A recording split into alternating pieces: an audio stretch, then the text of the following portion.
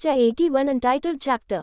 राघव और पिंकी बाहर आके गाड़ी में बैठे राघव पिंकी को देखा जो उससे नजरें चुरा रही थी।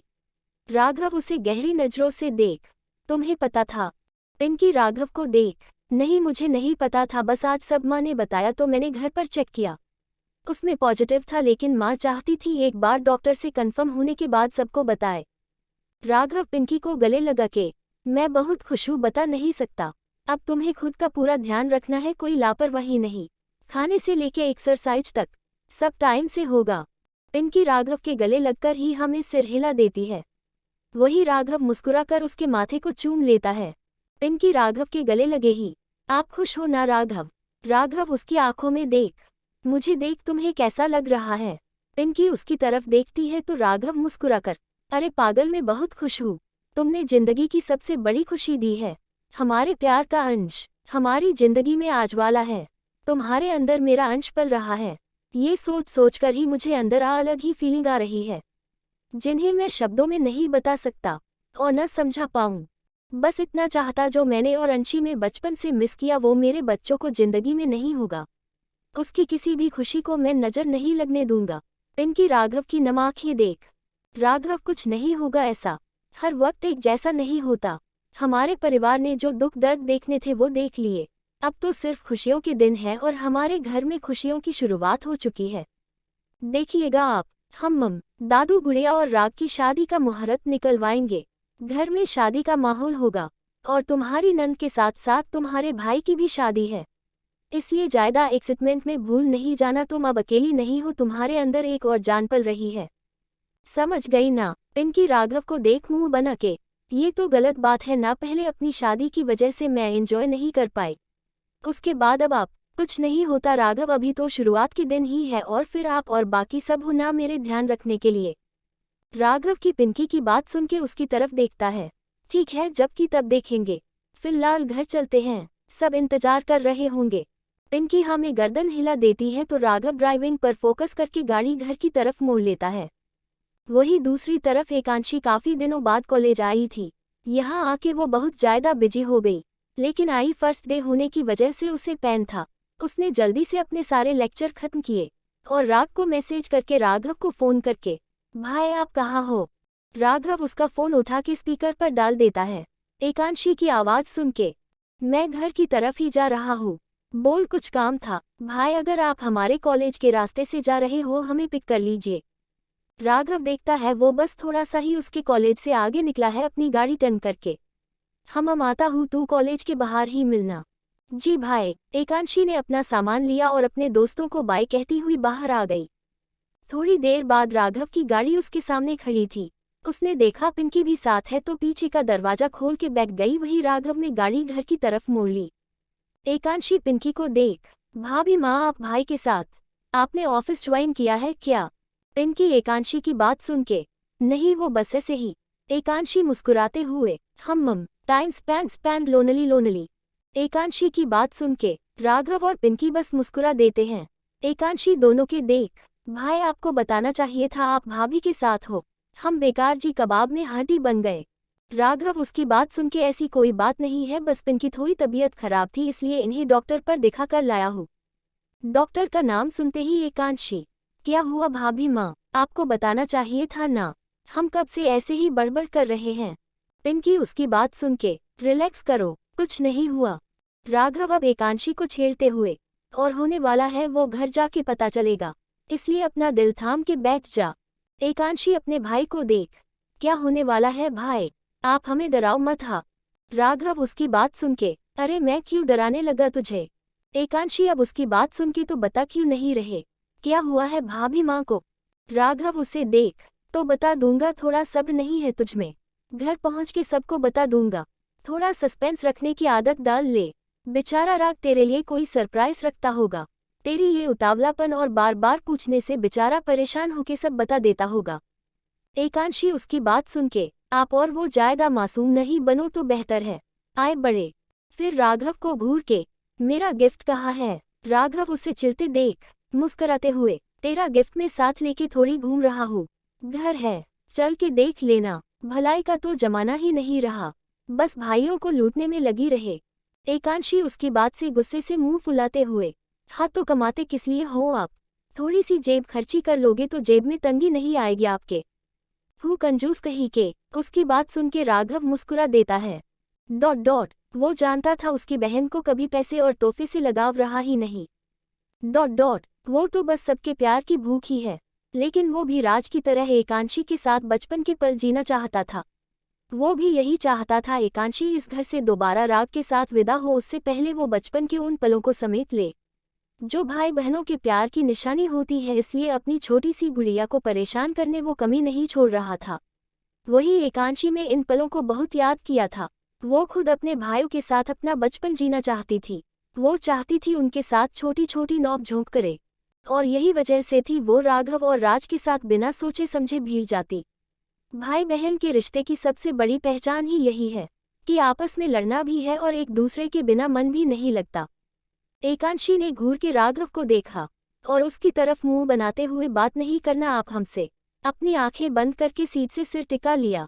दरअसल उसे पेट में दर्द था, लेकिन राघव और पिंकी को बता के परेशान नहीं करना चाहती थी। उसने पिंकी को देखा और सुबह राग की दी चॉकलेट याद आते ही मुस्कुराते हुए अपने बैग से चॉकलेट निकालकर पिंकी के आगे कर दी और एक खुद बैठकर खाने लगी। पिंकी उसे देख मुस्कुराते हुए, thank you. No thank you भाभी माँ, हमें पता हमरा भाई कितना कंजूस है, कितनी भी भूख लगी हो ये नहीं बोलेगा खाना खाना है क्या, इसलिए हम ये चॉकलेट ले आए। राघव जानता था एकांशी उसे छेड़ रही, लेकिन वो भी कहाँ पीछे रहने वाला था। वो भी उसे देख बोला, वो इसलिए नहीं बोला क्योंकि मुझे पता है मेरी बहन कितनी बड़ी भूखड़ है। एकांशी राघव की तरफ अपनी आंखें छोटी करके, हम भूखड़ है, देखो आपकी शिकायत माँ से करेंगे, हाँ तो कर देना। दोनों को नोक-झोंक देख पिंकी के चेहरे पर मुस्कुराहट आ गई। सच में कितना कुछ बदल गया था राज और एकता जी के आने के बाद। एकांशी अब खुल के जीने लगी थी। राघव भी अपने गिल्ड से बाहर आके एकांशी को परेशान करने लगा था। एक खुशहाल परिवार का सपना उसका अब पूरा ही रहा था। उसने चुपके से दोनों की नज़र उतारी। थोड़ी देर में वो लोग गुप्ता हाउस पहुंच गए। वही राग और राज जैसे ही हॉस्पिटल पहुंचे, राग ने अपना फ़ोन पॉकेट से निकाला। उसमें अंशी का मैसेज देख, राग हमारी क्लास खत्म हो गई है, हम घर जा रहे हैं। राग उसका मैसेज पढ़कर, ये लड़की जाएगी किसके साथ, मैंने तो ड्राइवर भी नहीं भेजा, कहीं अकेली, सोचते हुए राग में एकांशी का नंबर मिला दिया। वही एकांशी गाड़ी से उतर राघव और पिंकी के पीछे जा ही रही थी, तभी फोन की आवाज़ से वो रुक गई। उसके ऊपर राग का कॉल देख पिंकी और राघव से, आप दोनों चले, हम आते हैं। वो दोनों उसे देखा में सिर हिला के अंदर चले गए। वही एकांशी कॉल उठा के कुछ कहती उससे पहले, राग कैसे घर गई हो तुम, पहुंची भी हो या नहीं, जहां कहीं भी हो वही रुको मैं आता हूँ। राग बिना एकांशी को मौका दिए बोलता जा रहा था, और तुम्हें किसने बोला अकेले जाने के लिए, दिमाग किसी को बेच दिया है तुमने। एकांशी राग की चिंता समझती थी, और उसका एक केयर और प्यार वाला रूप देख उसे हमेशा उसके ऊपर प्यार आता था। राग जब उधर से कोई आवाज नहीं सुनता तो झल्लाते हुए, कुछ बोलोगी तुम या मौन व्रत है तुम्हारा। उसके इतना बोलते ही एकांशी हंस पड़ी, फिर खुद को कंट्रोल करके, आप बोलने दोगे तभी तो कुछ बोलूंगी। और पहली बात, आपको कहीं आने की जरूरत नहीं है, हम घर पहुंच गए हैं, और चिंता मत कीजिए अकेले नहीं आए हैं। राघव भाई उधर से ही निकल रहे थे, उनके साथ आए हैं, इसलिए अपने दिमाग की शांत रखा कीजिए। डॉक्टर साहब जब देखो बंदूक की गोली की तरह तन जाते हो। राग उसकी बात सुन के, हम ठीक है, और पेन तो नहीं है ना? नहीं है, थोड़ा बहुत है, रेस्ट करूंगी ठीक हो जाएगा। ठीक है तुम रेस्ट करो, मैं बाद में कॉल करता हूँ, बाय बाय। एकांशी फोन कट करके अंदर की तरफ बढ़ जाती है। Untitled chapter. राग के फोन काटने के बाद एकांशी अंदर की तरफ बढ़ गई। अंदर जाके उसने देखा दरवाजे पर ही राघव और पिंकी खड़े थे। एकता जी दोनों की आरती उतार रही थी। एकांशी उन्हें देख, क्या हुआ माँ? एकांशी को देख एकता जी उसे एक नज़र देखती है, उसके बाद राघव को देख, ये तेरे भाई से पूछ। फिर पिंकी का हाथ पकड़ उसे अंदर लाते हुए, पिंकी इन दोनों भाई बहन को बातें करने दो, तुम आओ अंदर आराम करो, सुबह भी ढंग से नहीं खाया कुछ, मैं जूस मंगाती हूँ। माँ हम ठीक है। एकता जी उसे आंखें दिखाकर, चुपचाप बैठो। पिंकी उन्हें देख चुपचाप बैठ जाती है। वही संजना उसके हाथ में जूस पकड़ा कर, दी लो पियो इसे, बेबी और आपके लिए हेल्थी है। पिंकी मुस्कुराकर जूस का ग्लास पकड़ लेती है, उसके बाद संजना के गाल पर प्यार से हाथ फेर के, थैंक यू। वही एकांशी अब राघव के सामने खड़ी उसे घूर रही थी। राघव का अंदर जाने का रास्ता उसने पूरी तरह बंद किया हुआ था। उसे देख अब आप अपना मुंह खोलोगे? कॉलेज से लेके घर तक आप हमें बहला रहे हैं, आप बताए चुपचाप। राघव उसे देख मुस्कुराते हुए अपने हाथ आपस में फोल्ड करके, नहीं बताता जा। एकांशी अब उसे घूर के, आप बताते हो या हम अपना तरीका आजमाएं। राघव उसे घूरने से अपनी मुस्कान बड़ी कर लेता है, जिसे देख एकांशी बुरी तरह चीर गई थी। वही हॉल में बैठे सब लोग दोनों की नोक-झोंक का मजा ले रहे थे। वही यश जी अब उनके पास आके राघव के कान खींच के, क्यों परेशान कर रहा है मेरी गुड़िया को? राघव अपने डैड को देख, डैड मैंने कब किया इसे परेशान, ये खुद ही चीर जाती है। यश जी उसे आंखें दिखाकर, जायदा भोला मत बन वरना। राघव यश जी को देख, डैड ये गलत बात है, आप हमेशा ऐसे ही करते हो। हाँ तो क्यों नहीं बता रहा उसे, क्यों परेशान कर रहा है? एकांशी अपने डैड को देख, डैड आप भी पहाड़ियाँ बुझा रहे हो, बताओ ना। यश जी उसे देख उसके सिर पर हाथ रखकर, आपका और हम सबका प्रमोशन होने वाला है। एकांशी असमंजस से यश को देखती है तो यश जी मुस्कुरा कर, तू बुआ बनने वाली है और तेरा भाई बाप, हम दादा दादी। एकांशी अचंभे राघव को देखती है। राघव उसे शॉप में खड़े थे देख एकदम से गोद में उठा के गोल गोल घुमा देता है। सब लोग उन्हें देख मुस्कुरा देते हैं। वही एकांशी डर के राघव को कस के पकड़ लेती है। भाई क्या कर रहे हो, हम गिर जाएंगे। राघव उसे देख, ऐसे कैसे गिरेगी, मैं गिरने दूंगा तब ना। पहले तू ये बता, अब यकीन हुआ कि जो डैड ने तुझे बोला वो सच है? एकांशी राघव की बात सुन के हम पहले आप हमें नीचे उतारिए। राघव उसे नीचे उतार देता है। एकांशी मुस्कुराकर, थैंक यू भाई एंड कंग्रेचुलेशन। आप मतलब हमें तो अब तक यही लग रहा है हम सपना देख रहे हैं। वो पिंकी के पास जाके, कांग्रेचुलेशन भाभी माँ, अब से आप अपना पूरा ध्यान रखोगी। आपका जो भी मन होगा खाने का हमें बताना, आप हम खुद बना के खिलाएंगे। पिंकी उसके गालों पर हाथ रखकर, हमें जब कुछ खाना होगा हम आपको ही बताएंगे। एकता जी अब सबको देख, चलो बच्चों आराम करने दो पिंकी को थोड़ी देर। और फिर सबको देख, आज किचन में कोई कदम नहीं रखेगा क्योंकि आज अपने बच्चों के लिए खाना मैं बनाऊंगी। एकांशी अपनी माँ को देख, लेकिन माँ, कोई लेकिन वेकिन नहीं, जाके तू भी रेस्ट कर, कॉलेज से आई है थकी हारी, मुझे कोई हेल्प चाहिए तो तेरे डैड है, जा अब। उन्होंने संजना, पिंकी और एकांशी को आराम करने के लिए भेज दिया और खुद राघव को देख, राघव तू मार्केट जाके पनीर लाके दे और पिंकी के लिए नारियल पानी वाला लेके आ, उसके लिए अच्छा रहेगा। और एक बात, अब से तेरी जिम्मेदारी है, रोज 2 नारियल उसे लाके दे, एक सुबह पिएगी और एक शाम को। राघव अपनी माँ को देख, जी माँ मैं जाता हूँ। राघव अपनी माँ को देख बाहर चला जाता है। वही एकांशी रूम में आती है, उसे पेन हो रहा था इसलिए बिना चेंज किए बेड पर लेट गई। उसने एक नज़र घुमा के अपने रूम को भी नहीं देखा था, जिसे राज ने बहुत प्यारा तैयार कराया था। जगह जगह उसके बचपन से लेके अब तक फोटोग्राफर्स से, कुछ उसके रूम में, कुछ हॉल में और बाकी सबके कमरों में भी थे। एकांशी को पेन जब ज्यादा होने लगा तो इधर से उधर करवट बदलने लगी। वही एकता जी किसी काम से एकांशी के रूम में आई, उसे इस तरह दर्द में देख जल्दी से उसके पास आके, बुढ़िया क्या हुआ बेटा, कोई दिक्कत है? एकांशी एकता जी को देख घबरा गई। उसे लगा कहीं उसकी माँ परेशान ना हो, इसलिए जल्दी से खुद को नॉर्मल दिखाने के लिए, कुछ नहीं माँ। एकता जी उसकी आंखों में देख, माँ हूँ, तेरी जन्म दिया है मैंने तुझे, तेरी जुबान मुझसे झूठ बोल सकती है लेकिन तेरी आंखें और तेरा चेहरा नहीं। जब तू बोलना नहीं सीखी थी तब भी तेरी भाषा समझ आती थी मुझे। फिर सख्त होके बता मुझे क्या हुआ, वरना मैं अभी राग को फोन करती हूँ। राग का नाम आते ही एकांशी घबराते हुए, नहीं माँ उन्हें नहीं बताना, हम बताते हैं, वो हमें मंथली प्रॉब्लम इसलिए पेन हो रहा है। एकता जी उसकी बात सुन के, तू 1 मिनट यहाँ आराम से लेट, मैं अभी आई। एकांशी वही बेड पर चुपचाप लेट जाती है। थोड़ी देर बाद एकता जी रूम में आती, उसके हाथ में एक ट्रे थी, वो ट्रे बेड पर रखकर एकांशी को उठने का बोल, पहले ये गर्म गर्म कड़क चाय पी, रिलैक्स मिलेगा। पर माँ, एकता जी उसे आंखें दिखाकर कोई पर नहीं, चुपचाप पी। वो उसके हाथों में कप पकड़ा देती है। वही एकांशी चुपचाप चाय पीने लगती है। एकता जी एक तेल की कटोरी लेके उसके पैरों की मालिश करने लगती है तो एकांशी अचकचा के, माँ आप ये। एकता जी उसे देख, तुझे बोला ना चुपचाप चाय पी, अब एक बार और बोली तो गाल पर खाएगी। बेचारी एकांशी चुप हो जाती है। उसे वो दिन याद आता है जब उसे पहली बार ये प्रॉब्लम हुई थी, दर्द में कितना तड़पी थी वो। लेकिन कंचन जी को कोई फर्क नहीं पड़ा। कैसे उस वक्त सुनैना अगर उसे नहीं बताती या उसे पेन किलर नहीं देती, कंचन जी का दिया काम वो कैसे करती। बेशक सुनैना ने उसे हमेशा तकलीफ दी, लाइक उस टाइम पूरे 3 दिन वो उसके आसपास रही और उसे इस सब के बारे में बताया। ये सब सोचकर ही उसकी आंखें नम हो गई। आज कैसे उसकी माँ उसके दर्द को देख तड़प उठी। एकता जी की नज़र एकांशी की तरफ जाती है उसकी नम आंखें देख।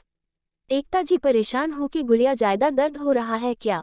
मैं राग को कॉल करके बोलती हूँ। नहीं, मैं यश को बोलती हूँ, तुम्हें हॉस्पिटल लेके चली जाएंगे। एकांशी अपनी माँ को इतना परेशान देख उनका हाथ पकड़कर, माँ किसी को कॉल करने की जरूरत नहीं है और न ही डैड को परेशान करने की।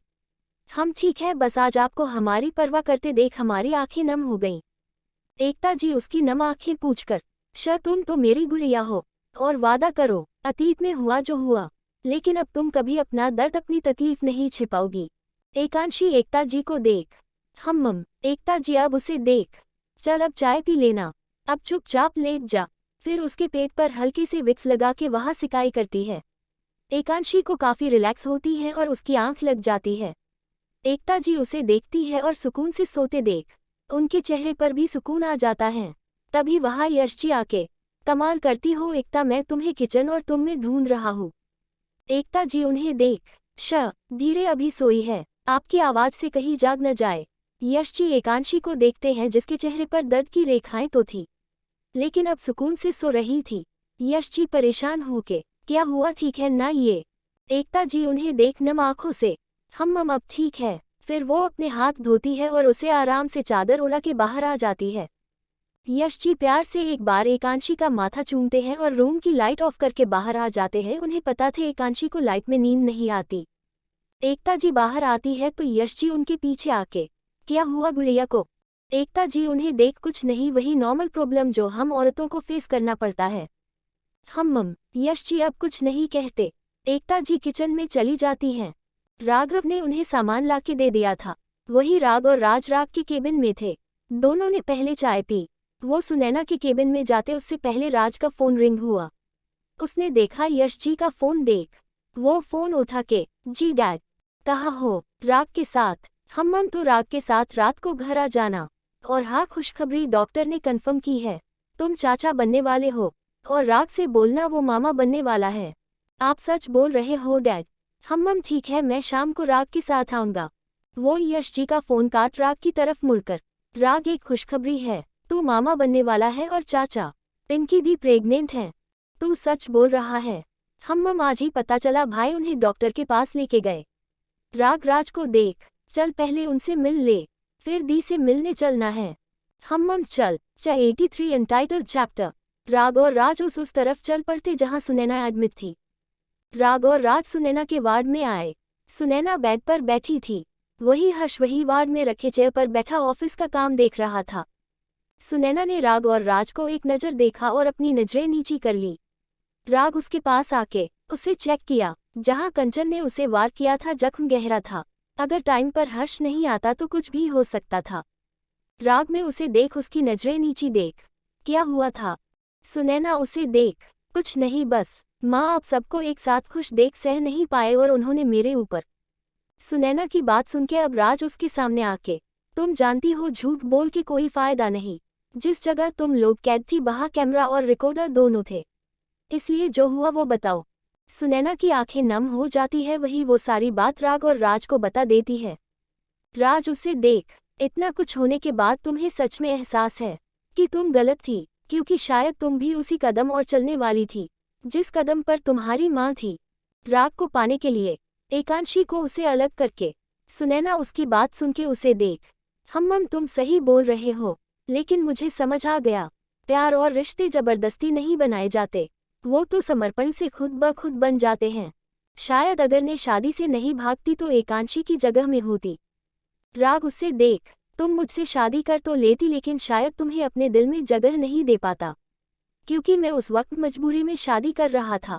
और पहली बात, मुझे एकांशी से प्यार उसकी मासूमियत से हुआ, उसका मेरे और मेरे परिवार के प्रति समर्पण देखकर हुआ।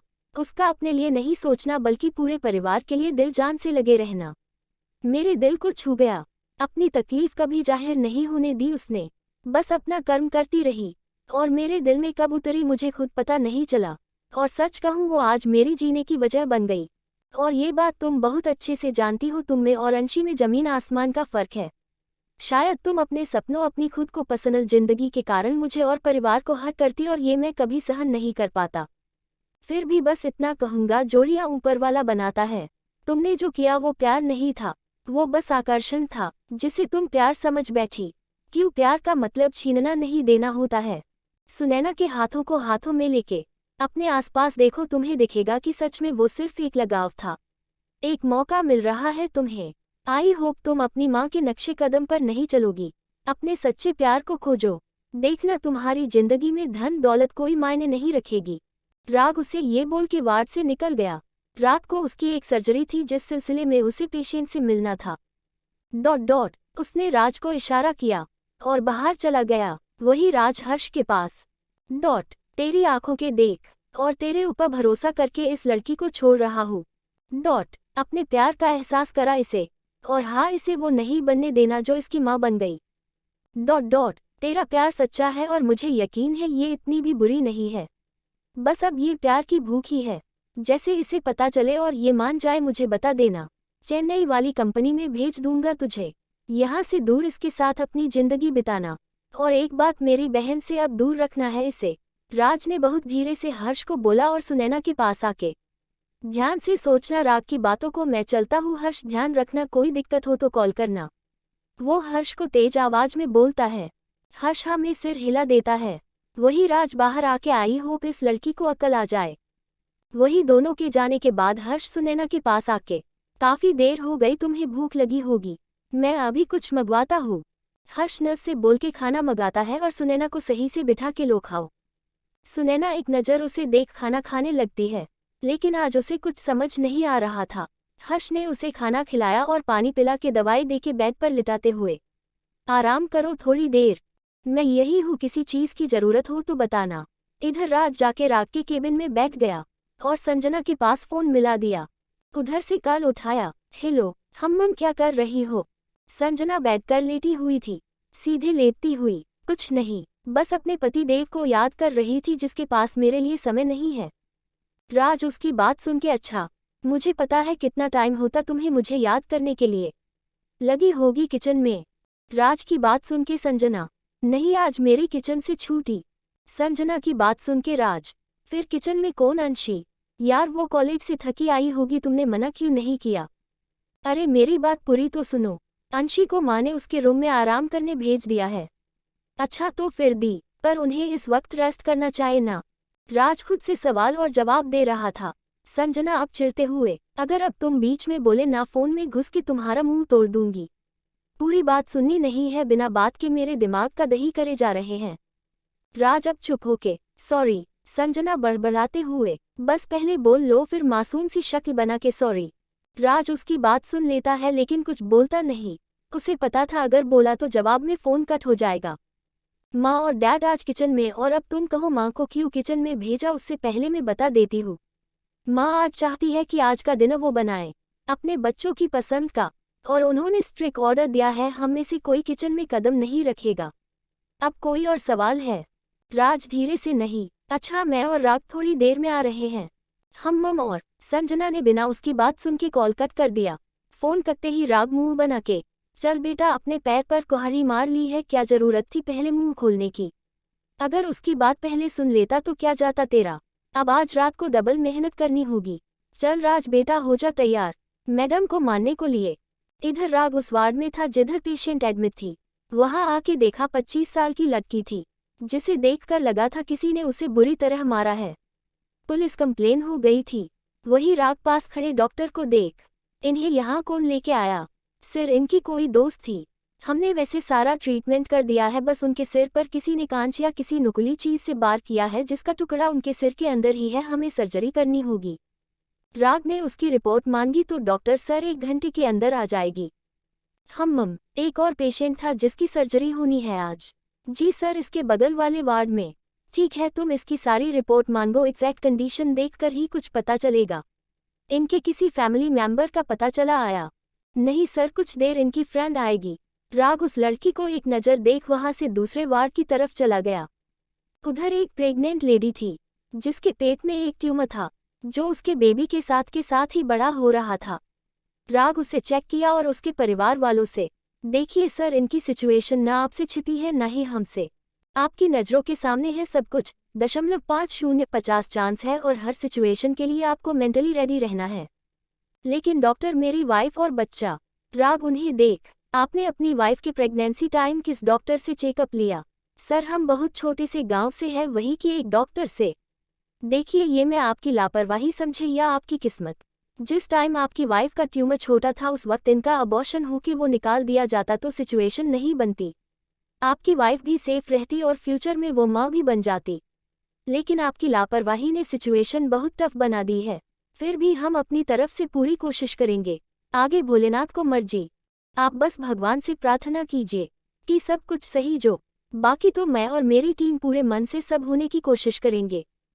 तब होगी सर्जरी। राग, उन्हें देख, अभी आपकी वाइफ बीपी और शुगर लेवल हाई है, वो नॉर्मल होते ही हम ये करते हैं। फिर उसके कंधे पर हाथ रख कर डोंट वरी, ऊपर वाले पर भरोसा रखो, बाकी जो आपकी किस्मत में है उसे आपसे कोई नहीं छीन सकता। राग की बात सुन के वो लेडीज उसका हाथ पकड़ लेती है तो राज चौंकते हुए उसे देखता है। डॉक्टर, मेरे बच्चे को तो कुछ नहीं होगा। राग उसकी बात सुन के, शांत रहिए आप जितना अपने दिमाग को शांत रखिएगी उतना ही आपके और आपके बच्चे के लिए सही होगा, क्योंकि जो आप सोचती है वो चीज़ बच्चा महसूस करता है। आप डरेगी तो बच्चा भी डर जाएगा।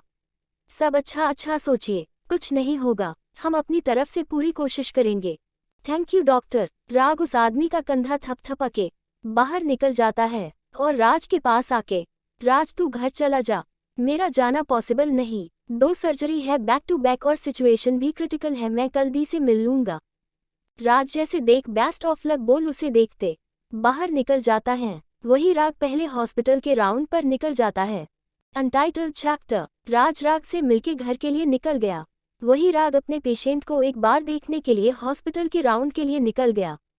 राज घर पहुंचा तो किचन में एकता जी और यश जी थे। वो वहां आके, माँ पापा क्या कर रहे हो आप दोनों? संजना थी ना वो कर देती। राज की बात सुन के एकता जी, क्यों, वही क्यों करेगी, हम भी हैं, और वैसे भी आज मैं अपने हाथों से अपने बच्चों को खिलाना चाहती थी, इसलिए, और तू चुपचाप फ्रेश हो जा, खबरदार बिना बार के बेखड़ा किया तो। एकता जी की बात सुन के राज, अरे पर मैंने क्या किया? एकता जी उसे आंखें दिखाकर, जायदा ना बोल जा, अब जल्दी फ्रेश हो जा। राज उन्हें एक नज़र देख, पहले मैं एक बार अंशी से मिलाऊं। यश जी उसे देख, रहने दे, अभी सो रही है वो, बाद में मिल लेना। राज उनकी बात सुन के मुंह बना के, ठीक है, मैं जाता हूँ।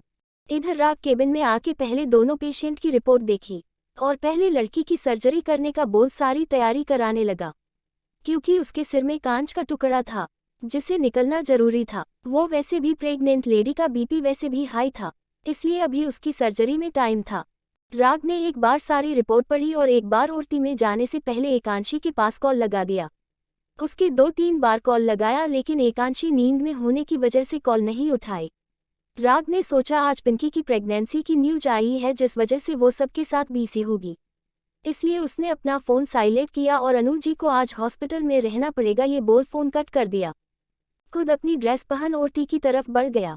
वही वो और उसकी टीम अपने काम पर लग गई, क्योंकि सर्जरी बहुत मुश्किल थी, इसलिए राग ने सबको स्ट्रिक्ट इंस्ट्रक्शन दिए थे, कोई भी लापरवाही नहीं। राग खुद बिल्कुल सीरियस होकर अपना काम कर रहा था। इधर एकता जी ने खाना बनाया और राघव और राज को बुला के सारा खाना डाइनिंग टेबल पर लगाने को बोल दिया। आज वो अपनी बहुओं से कुछ काम नहीं कराना चाहती थी, उन्हें काम बता के वो खुद अपने कपड़े चेंज करने चली गई। वही राज खाना डाइनिंग टेबल पर रखते हुए, भाई राघव, उसकी बात सुन के मैं क्या सोच रहा हूँ, कल से एक नौकर और एक शेफ एक्स्ट्रा रख लूँ। दी के लिए भी अब प्रॉपर रास जरूरी है। वही अंशी कॉलेज जाती है और सुबह सुबह किचन में संजना के साथ लग जाती है, फिर कॉलेज से थके हुए आने के बाद भी। वैसे भी कुछ दिन हमारे साथ है वो, एक बार दादी जी मुहूर्त निकलवा दिया तो सारा टाइम शादी की तैयारी में निकल जाएगा, और फिर राग उसे इतने दिनों तक यहाँ नहीं छोड़ने वाला। राघव, उसकी बात सुन के बात तो तेरी सही है लेकिन भरोसेमंद में ढूंढना। राज राघव को देख, आप चिंता मत कीजिए भाई, तब तक एकता जी और यश जी वहां आ गए। एकता जी, राघव और राज को देख, जाओ पिंकी और संजना को बुला लाओ। राघव और राज जाके दोनों को बुला लेते हैं। राज एकता जी को देख माँ गुड़िया कहाँ है। एकता जी उसे देख शायद अभी भी सो रही है, मैं उठा के लाती हूँ उसे। तुम लोग खाना खाओ। सब लोग हाँ में सिर हिला के खाना खाने लगते हैं। वही एकता जी अंदर आती है तो एकांशी के रूम के लाइट जला के, गुड़िया चल उठ जा बेटा, कितना सोएगी, फिर रात को नींद नहीं आएगी, चलो उठ के खाना खा। एकता जी एकांशी को छू के देखती है तो उनके माथे पर सिकन आ जाती है। वो उसके हाथ पर माथे को छूटी है तो एकांशी बुखार में तप रही थी। एकता जी परेशान होकर राघव और राज को आवाज लगाती है, रघु राज बेटा जल्दी अंदर आओ दोनों। एकता जी की आवाज सुन के दोनों भाई अंदर आए, बाकी सब भी उनके पीछे आ गए। राघव एकता जी को परेशान देख, क्या हुआ माँ? राघव बेटा राग को फोन करके घर बुलाओ, गुड़िया को बुखार है। राघव परेशान देख एकांशी को देखता है जिसका बदन बुखार में तप रहा था और शायद बेहोश थी। यश जी उसके सिरहाने बैठ, राज से राज ठंडे पानी की पट्टी करते हैं तो किचन से जाके ठंडा पानी लेके आ। राज हाँ में सिर हिला के बाहर चला जाता है। वही राघव राग को फोन करता है लेकिन राग का फोन साइलेंट होके उसके ड्रॉ में पड़ा था। राघव परेशान होके डैड राग फोन नहीं उठा रहा तभी राज वहां आके, भाई कोई फायदा नहीं, राग सर्जरी में बिजी होगा इसलिए फोन नहीं उठाएगा। राज की बात सुन के सब परेशान हो जाते हैं। यश जी उन्हें देख कोई बात नहीं, राघव बेटा तुम डॉक्टर मिश्रा को कॉल करो, वो पास में ही है और अपने क्लिनिक से आ गए होंगे। जी डैड। राघव उन्हें फोन करके घर आने का बोलता है। वही एकता जी एकांशी को पैरों को मालिश करने लगती है। वही राघव और राज भी उनकी मदद करने लगते हैं। थोड़ी देर में डॉक्टर आते हैं एकांशी को चेक करके, उसे इंजेक्शन देते हुए। घबराने की बात नहीं है, सीजन चेंज हो रहा है इसलिए फीवर हो गया, सुबह तक ठीक हो जाएगी, अगर ठीक ना हो तो कल हॉस्पिटल लेके जाना। वैसे भी आपका दामाद शहर का जाना माना डॉक्टर है। मम वो सर्जरी में बिजी था इसलिए आपको बुलाया। मम चलिए अब मैं चलता हूँ, ये थोड़ी देर में होश में आ जाएगी, इसके उठते ही इसे कुछ खिला के दवाई खिला देना। डॉक्टर की बात सुन के सब हमें सिर हिला देते हैं। वही राघव उन्हें नीचे तक छोड़ने आता है। एकता जी सबको देख, आप सब लोग खाना खा लो, मैं हूँ इसके पास। राघव एकांशी के पास बैठते हुए, माँ उसके होश में आने के बाद सब साथ में खाना खाएंगे। एकता जी राघव को देख, नहीं बेटा, पिंकी के लिए ज्यादा देर भूखा रहना अच्छा नहीं है, तुम सब खा लो। यश जी भी उनकी बात का समर्थन करते हुए, एकता सही कह रही है, चलो खाना खाते हैं। अंशी के पास एकता जी है अभी। सब लोग उनकी बात मानकर डाइनिंग टेबल पर आ जाते हैं। वही दूसरी तरफ अनु जी सबके साथ डाइनिंग टेबल पर बैठी थी। वो ओम जी से, पापा जी आपने पंडित जी से बात की? ओम जी उनकी बात सुन के, हम की थी लेकिन अभी 6 महीने कोई मुहूर्त नहीं है। अनु जी उन्हें देख, पापाजी 6 महीने ज्यादा नहीं हो जाएगा, हम एकांशी को घर बुला लेते, फिर जब शादी की डेट फाइनल हो जाएगी तब भेज देंगे। ओम जी बुला तो लेंगे बेटा, और वो मना भी नहीं करेंगे, लेकिन आप खुद सोचो कितने सालों बाद उन्हें उनका पूरा परिवार मिला है, उन्हें उनकी माँ की ममता मिली है, उन्हें समय दीजिए माँ की ममता महसूस करने के लिए। और यश जी भी कभी उन्हें लाड नहीं लड़ा पाए इसलिए अब उन्हें उनके साथ समय बिताने दीजिए।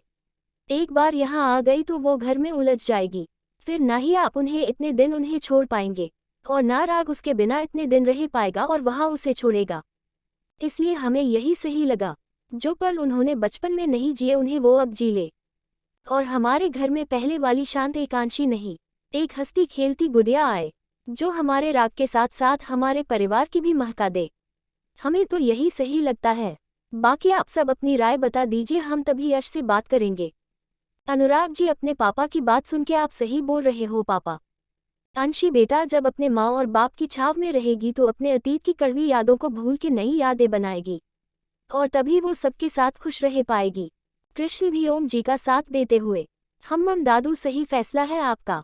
अनु जी सबको देख, अब आप सबकी यही मर्जी है तो यही सही, हमरा उनके बिना मन नहीं लगता, कोई बात कुछ समय की बात है।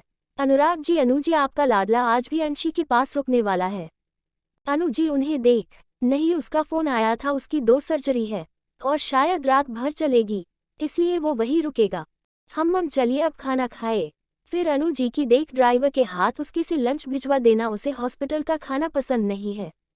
अनु जी उन्हें देख, हमने पहले ही भिजवा दिया है, आप चिंता मत करो। हम इधर गुप्ता हाउस में सबने खाना खा रहे थे। एकता जी एकांशी के सिर पर लगातार पट्टी कर रही थी। थोड़ी देर में एकांशी को होश आने लगा तो वो एकता जी को पास देख, माँ आप यहाँ क्या हुआ? एकता जी उसे घूर के, अपना बिल्कुल ख्याल नहीं रखती का तुम? कॉलेज से आई तब क्यों नहीं बताया मुझे कि तबीयत खराब लग रही है? तब बता देती तो इतनी तबीयत खराब नहीं होती ना। अपनी माँ को परेशान देख एकांशी, माँ आप चिंता मत करो, माँ हम आपको परेशान नहीं करना नहीं चाहते थे, बस हमें लगा ठीक हो जाएगा। एकता जी उसे आंखें दिखा के, अपने बच्चों के लिए माँ कभी परेशान नहीं होती, समझ आई आपको बात? इसलिए आगे से कभी कुछ नहीं छिपाएगी तू। एकांशी अपनी माँ को देख हमें सिर हिला देती है। एकता जी उसे देख, तू बैठ मैं तेरे लिए खाना लाती हूँ। एकता जी की बात उनके एकांशी, माँ मैं ठीक हूँ, अब बाहर सबके साथ ही खा लेंगे। एकता जी उसकी बात सुन के उसका हाथ पकड़ के बाहर आ जाती है। Untitled chapter. राग ने एक सर्जरी के लिए ओटी में गया था। ड्राइवर जो उसका खाना देने आया था उसे पता चला तो वो उसका खाना केबिन में रखकर चला गया। इधर हॉस्पिटल में सुनैना हर्ष को देखती है, जो उसकी हर छोटी छोटी चीज का ध्यान रख रहा था। वही सुनैना आंखें बंद करके उसके कल से लेके अब तक के बर्ताव के बारे में सोच रही थी। वही हर्ष अपने लैपटॉप पर काम करने के साथ साथ सुनैना का भी पूरा ध्यान रख रहा था। वो बार बार उसे चेक कर रहा था कहीं उसे कोई प्रॉब्लम तो नहीं है। सुनैना जो कल से हर्ष को नोटिस कर रही थी, उसे देख, क्या आप मुझे पहले से जानते हैं? अचानक उसने ये सवाल कर दिया। वही हर्ष जो चोरी से उसे ही देख रहा था, उसके अचानक सीधे से सवाल पूछने से अचकचा गया। वो सुनैना को देख, आपको ऐसा क्यों लगा? सुनैना एक पल उसे देखती रही, फिर एक गहरी सांस लेके, कोई भी इंसान अपने बॉस के ऑर्डर पर सिर्फ सामने वाला का ध्यान रख सकता है, लेकिन उसकी छोटी छोटी बातों का ध्यान सिर्फ वही रखता है जिसे उससे फर्क पड़ता है। हर्ष एक सरसरी नज़र सुनैना पर डाल के, हम तो ये बात मानती हो तुम? फिर अपना लैपटॉप एक तरफ रखकर उसके करीब आके, सब बता दूंगा, लेकिन उससे पहले सिर्फ एक बात का जवाब, क्या अभी भी तुम राग सर को पाना चाहती हो? हर्ष का सवाल सुन सुनैना एकटक हर्ष को देखने लगी, फिर खुद को संयत करके, जो मेरा कभी नहीं हो सकता उसे पाने का ख्वाब देखना जो बेवकूफ़ी होगी। और मैंने अपनी माँ से बहुत कुछ सीख लिया। उन्होंने कितनी ही चालें कितनी ही साजिशें रची, लेकिन उन्हें कुछ हासिल नहीं हुआ। अंत में जीत उसी की हुई जो सच था। मेरे लिए ये ही सबसे बड़ा सबक है और मैं समझ चुकी हूँ राग को पाने के लिए चाहे मैं जो कर लूँ, लेकिन वो कभी मेरा नहीं होगा, क्योंकि उसकी आत्मा उसका दिल पहले ही एकांशी का हो चुका है। और मैं ये बात बहुत अच्छे से जानती हूँ, मैं कभी एकांशी के जैसे नहीं बन सकती। उसके दिल बहुत मासूम है, कभी किसी का बुरा वो सपने में भी नहीं सोच सकती। हर्ष उसे देख, अपनी जिंदगी की नई शुरुआत करोगी या वापस जाओगी उसी नर्क में? मेरे साथ कौन नई शुरुआत करना चाहेगा? हर्ष उसे देख, उसका हाथ पकड़, मेरे साथ करोगी अपनी जिंदगी की नई शुरुआत? मैं ये नहीं कहता तुम मुझे प्यार करो, बस दुनिया वालों के लिए शादी करते हैं, क्योंकि दुनिया वाले एक लड़की और लड़के को साथ देख गलत सोचते हैं। हर्ष की बात सुन के सुनैना सोच में पड़ जाती है। वो हर्ष को देख, आप प्यार करते हो मुझसे? हर्ष उसकी आंखों में देख, इस बात का जवाब धीरे धीरे मिल जाएगा। पहले तुम फैसला लो, यहाँ से दूर रहकर अपनी नई जिंदगी की शुरुआत करनी है या सोच लो, बहुत टाइम है तुम्हारे पास, तुम्हारा जो भी फैसला हो मुझे बता देना।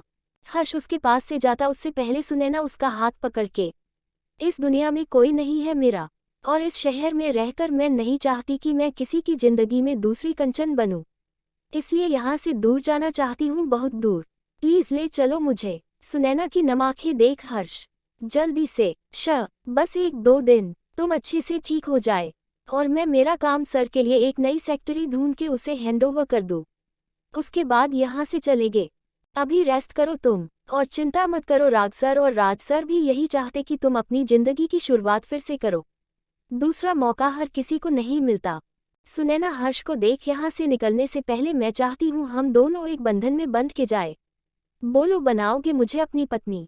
हर्ष उसे देख, तुम श्योर हो? कोई भी फैसला जल्दबाजी में नहीं लेना, तुम समझ रही हो ना?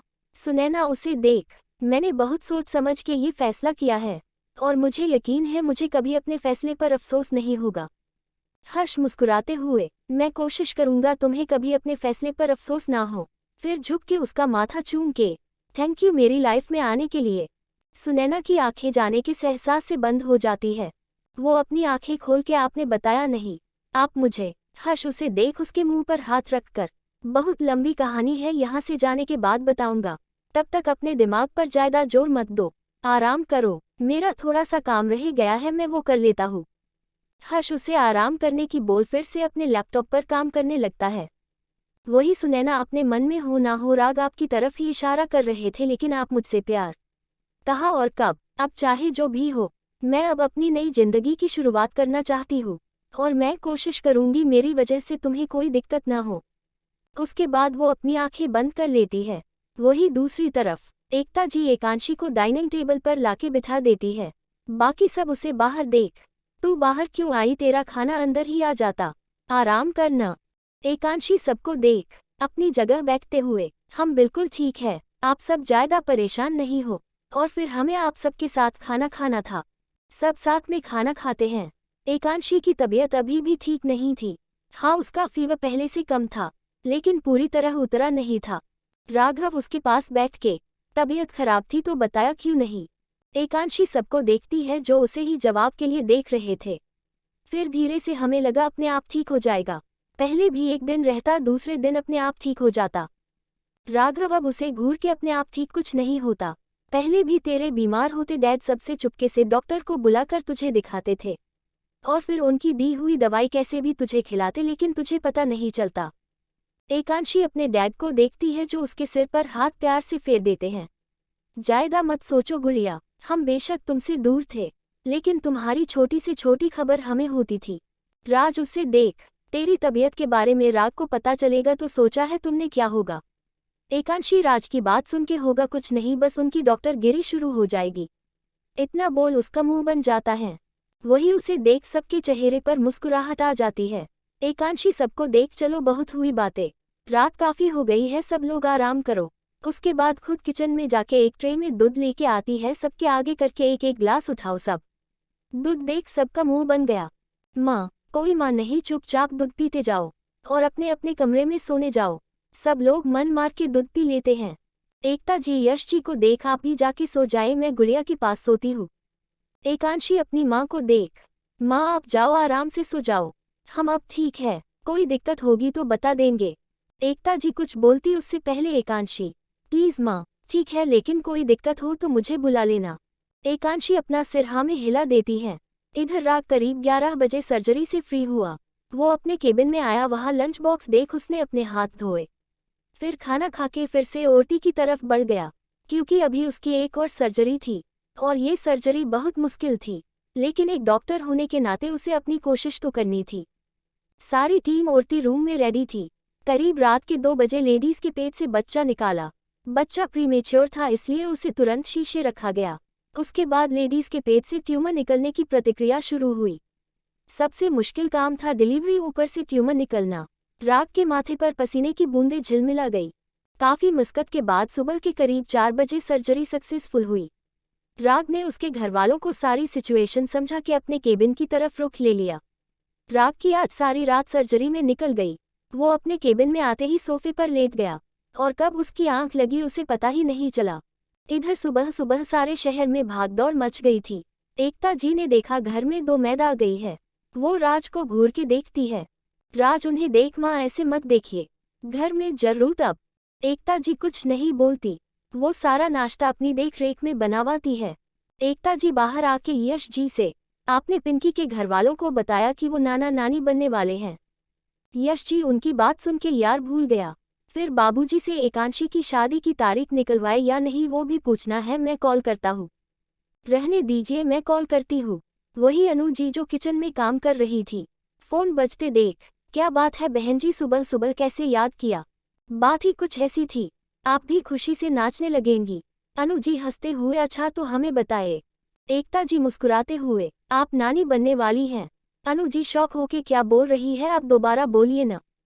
उनका रिएक्शन देख एकता जी हंसते हुए, आपकी लाडली माँ बनने वाली हैं और आप नानी, ये तो बहुत अच्छी खबर सुनाएं, आपने बहुत बहुत बधाई। आपको भी, लेकिन यहाँ आना होगा आपको। अनु जी मुस्कुराते हुए, जी बिल्कुल, दोपहर में आते हैं जी, इंतजार करेंगे आपका। Untitled chapter. Anu ji Ekta ji phone पर बात करके खुश होते हुए हॉल में आती है जहाँ सब नाश्ते की टेबल पर बैठे थे।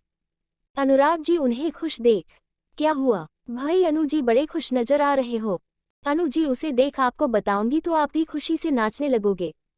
तभी ओम जी वहां आके अच्छा हमें भी बताए भाई क्या खुशखबरी है। अनु जी सबको देख। ओम जी से, बिल्कुल बाबू जी, आपका प्रमोशन हो रहा है। हमारे घर में एक नन्हे मेहमान के साथ एक और मेहमान आने वाला है। अनु जी की बात सुन के सब चौंक कर। नया मेहमान मतलब हमारा राग और एकांशी। अनु जी अनुराग को देख। अरे नहीं, वो एकांशी नहीं, पिंकी माँ बनने वाली है, आप नाना और मैं नानी। कृष्ण मुस्कुराते हुए, मतलब मैं मामा बनने वाला हूँ। मॉम क्या खबर सुनाई है सुबह सुबह? मैं अभी पिंकी से मिलने जाता हूँ। अनु जी उसकी बात सुन के मुस्कुराते हुए, अभी बैठ जा नाश्ता कर ले, दोपहर में चलेंगे। वैसे भी एकता जी ने सबको इनवाइट किया है। सब लोग मुस्कुराते हुए टेबल पर बैठ जाते हैं। अनु जी सबको नाश्ता सर्व करती है। घर में दो दो बच्चे आने वाले हैं। कृष्ण के बच्चे के साथ साथ पिंकी के बच्चे के लिए शॉपिंग कर लेते हैं। अनुराग जी उनकी बात सुन के मुस्कुराते हुए, कर लेना, लेकिन अभी बच्चों को आने में टाइम है। हम जी दो बच्चों की तरफ से निश्चिंत हो गए। अब बस एक बार राग और राज की तरफ से खुशखबरी मिल जाए। ओम जी अनु जी से, सब अपने टाइम पर हो जाएगा। और राग और एकांशी को अभी समय दो आप। और रही राज की बात तो देखना आपकी गोद में जब दोनों बच्चे होंगे तब तक वो भी आपको खुशखबरी दे देगा। आप सब गुप्ता हाउस जाने की तैयारी कीजिए। हम और अनुराग को शाम को जाके आएंगे, अपनी बेटियों से भी मिल लेंगे और एकांशी और राग की शादी के बारे में भी बता देंगे। फिर अनुराग जी को देख, तुमने राग को बता दिया अभी 6/7 महीने एकांशी को उसके मायके में रहना होगा। कहीं उसे कोई प्रॉब्लम न हो। आखिर कुछ भी हो पहले उनकी शादी हो गई है और उसका फैसला पहला होगा। अनुराग जी अपने डैड को देख, नहीं डैड कल वो सारे दिन रात हॉस्पिटल में ही था। मैंने कॉल किया तब सिर्फ इतना ही बोल डैड मेरी इम्पोर्टेंट सर्जरी है, बाद में बात करेगा। ओम जी हाँ में सिर हिल के, ठीक है वो फ्री होगा तो हम बात कर लेंगे उससे। वैसे तो हमें पता है उसे कोई दिक्कत नहीं होगी। वो तो खुद चाहता है एकांशी सबके साथ रहकर बचपन की सारी यादें जी ले, जिससे फ्यूचर में वो कभी अतीत याद न करे। हम आप ठीक कह रहे हो पापा जी, राग को कोई दिक्कत नहीं होगी।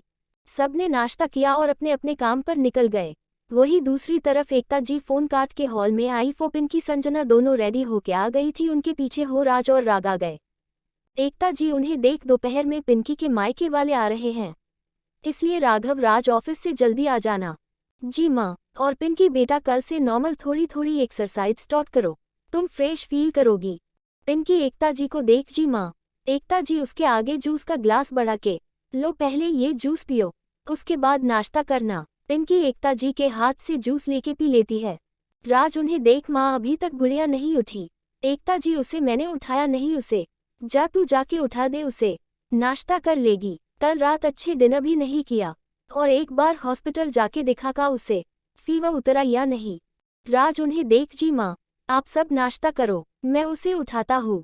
राज की बात मानकर सब लोग नाश्ता करने लगते हैं। वही राज एकांशी के रूम में जाता है।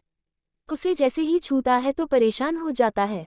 एकांशी को फिर से फीवर था। राज उसे देख पहले उसे उठाता है। एकांशी अपनी आंखें खोल, उसके सिर में बहुत तेज दर्द था। राज को देख, भाई थोड़ी देर सोने दो ना। राज उसे देख, बिल्कुल नहीं, तुझे बुखार है फिर से, पहले उठ और नहा ले, उसके बाद नाश्ता करके मैं तुझे डॉक्टर के पास लेके चलता हूँ। लेकिन भाई, लेकिन कुछ नहीं। राज एकांशी को बीच में रोक कर बोलता है, जा जाके नहा के आ। एकांशी मन मार के नहाने चली जाती है। उसका मन नहीं था, लेकिन उसे पता था सब लोग परेशान होंगे। वही राज बाहर आके चेयर पर बैठ जाता है। यश जी उसे देख, क्या हुआ गुड़िया नहीं आई? डैड उसे फिर से बुखार है, मैंने नहाने भेजा है, नहा के अच्छा लगेगा उसे, नाश्ता कर ले एक बार वो, उसके बाद उसे हॉस्पिटल दिखा लाऊंगा। यश जी परेशान होके, हम ये सही रहेगा। तब तक एकांशी बाहर आ गई। एकता जी उसे बिठाकर, पता नहीं किसकी नज़र लग गई मेरी बच्ची को। एकांशी अपनी माँ को देख, माँ हम ठीक है, बस हल्का सा बुखार है, ठीक हो जाएगा। बुखार की वजह से एकांशी का खाने का मन नहीं था, लेकिन एकता जी सबके जोर देने पर थोड़ा बहुत खाया। राज उसे जबरदस्ती हॉस्पिटल लेके निकल गया। वही दूसरी तरफ राग की आंखें करीब 8:30 बजे खुली। उसने पहले अपना मुंह धोया और एक कॉफी केबिन में मंगाकर नर्स को बुलाकर दोनों पेशेंट की अपडेट ली। सर अभी तो कोई दिक्कत नहीं है, वो लेडीज को तो होश आ गया है, लेकिन अभी लड़की बेहोश है। राग उसे देख, हम तुम उसे समय समय पर मॉनिटर करोगी? जी सर। नर्स के जाने के बाद उसकी कॉफी आई तो अपना फोन ड्रॉ से निकाल कर देखने लगा। उसने फोन देखा, उसने राघव की कॉल देख जीजू इतनी रात को मुझे कॉल कर रहे थे, दी की तबीयत तो ठीक है ना? उसने तुरंत राघव को कॉल लगाया। राघव जो ऑफिस के लिए निकला था, राग का कॉल देख ब्लूटूथ से कनेक्ट किया। हेलो। हाय जीजू, आपने रात को कॉल किया था। सॉरी, मैं सर्जरी में बिजी था, आपका कॉल रिसीव नहीं कर पाया। क्या हुआ, दी की तबीयत तो ठीक है ना? राघव उसे शांत करते हुए, रिलैक्स, पहले तुम मुझे बोलने का मौका दोगे तभी तो कुछ बता पाऊंगा। सब ठीक है, पिंकी भी ठीक है, बस कल रात एकांशी की तबीयत खराब थी। उसे फीवर था और शायद इसी वजह से बेहोश हो गई। मैंने कॉल किया था, फिर राज ने बताया तुम मूर्ति में बिजी हो आज, तो डैड ने पास वाले डॉक्टर अंकल को बुला लिया था। राग एकांशी के बारे में सुन के परेशान हुआ। अब कैसी है वो? रात को फीवर कम था, लेकिन सुबह उठी है फिर से ही गया। राज गया है उसे हॉस्पिटल लेके। जी जीजू, मैं देखता हूँ, राज से बात कर लेता हूँ। हम ठीक है। राग बड़बड़ाते हुए, ये लड़की एक दिन अपना ध्यान नहीं रख सकती। फिर जल्दी से राज के पास कॉल लगा के।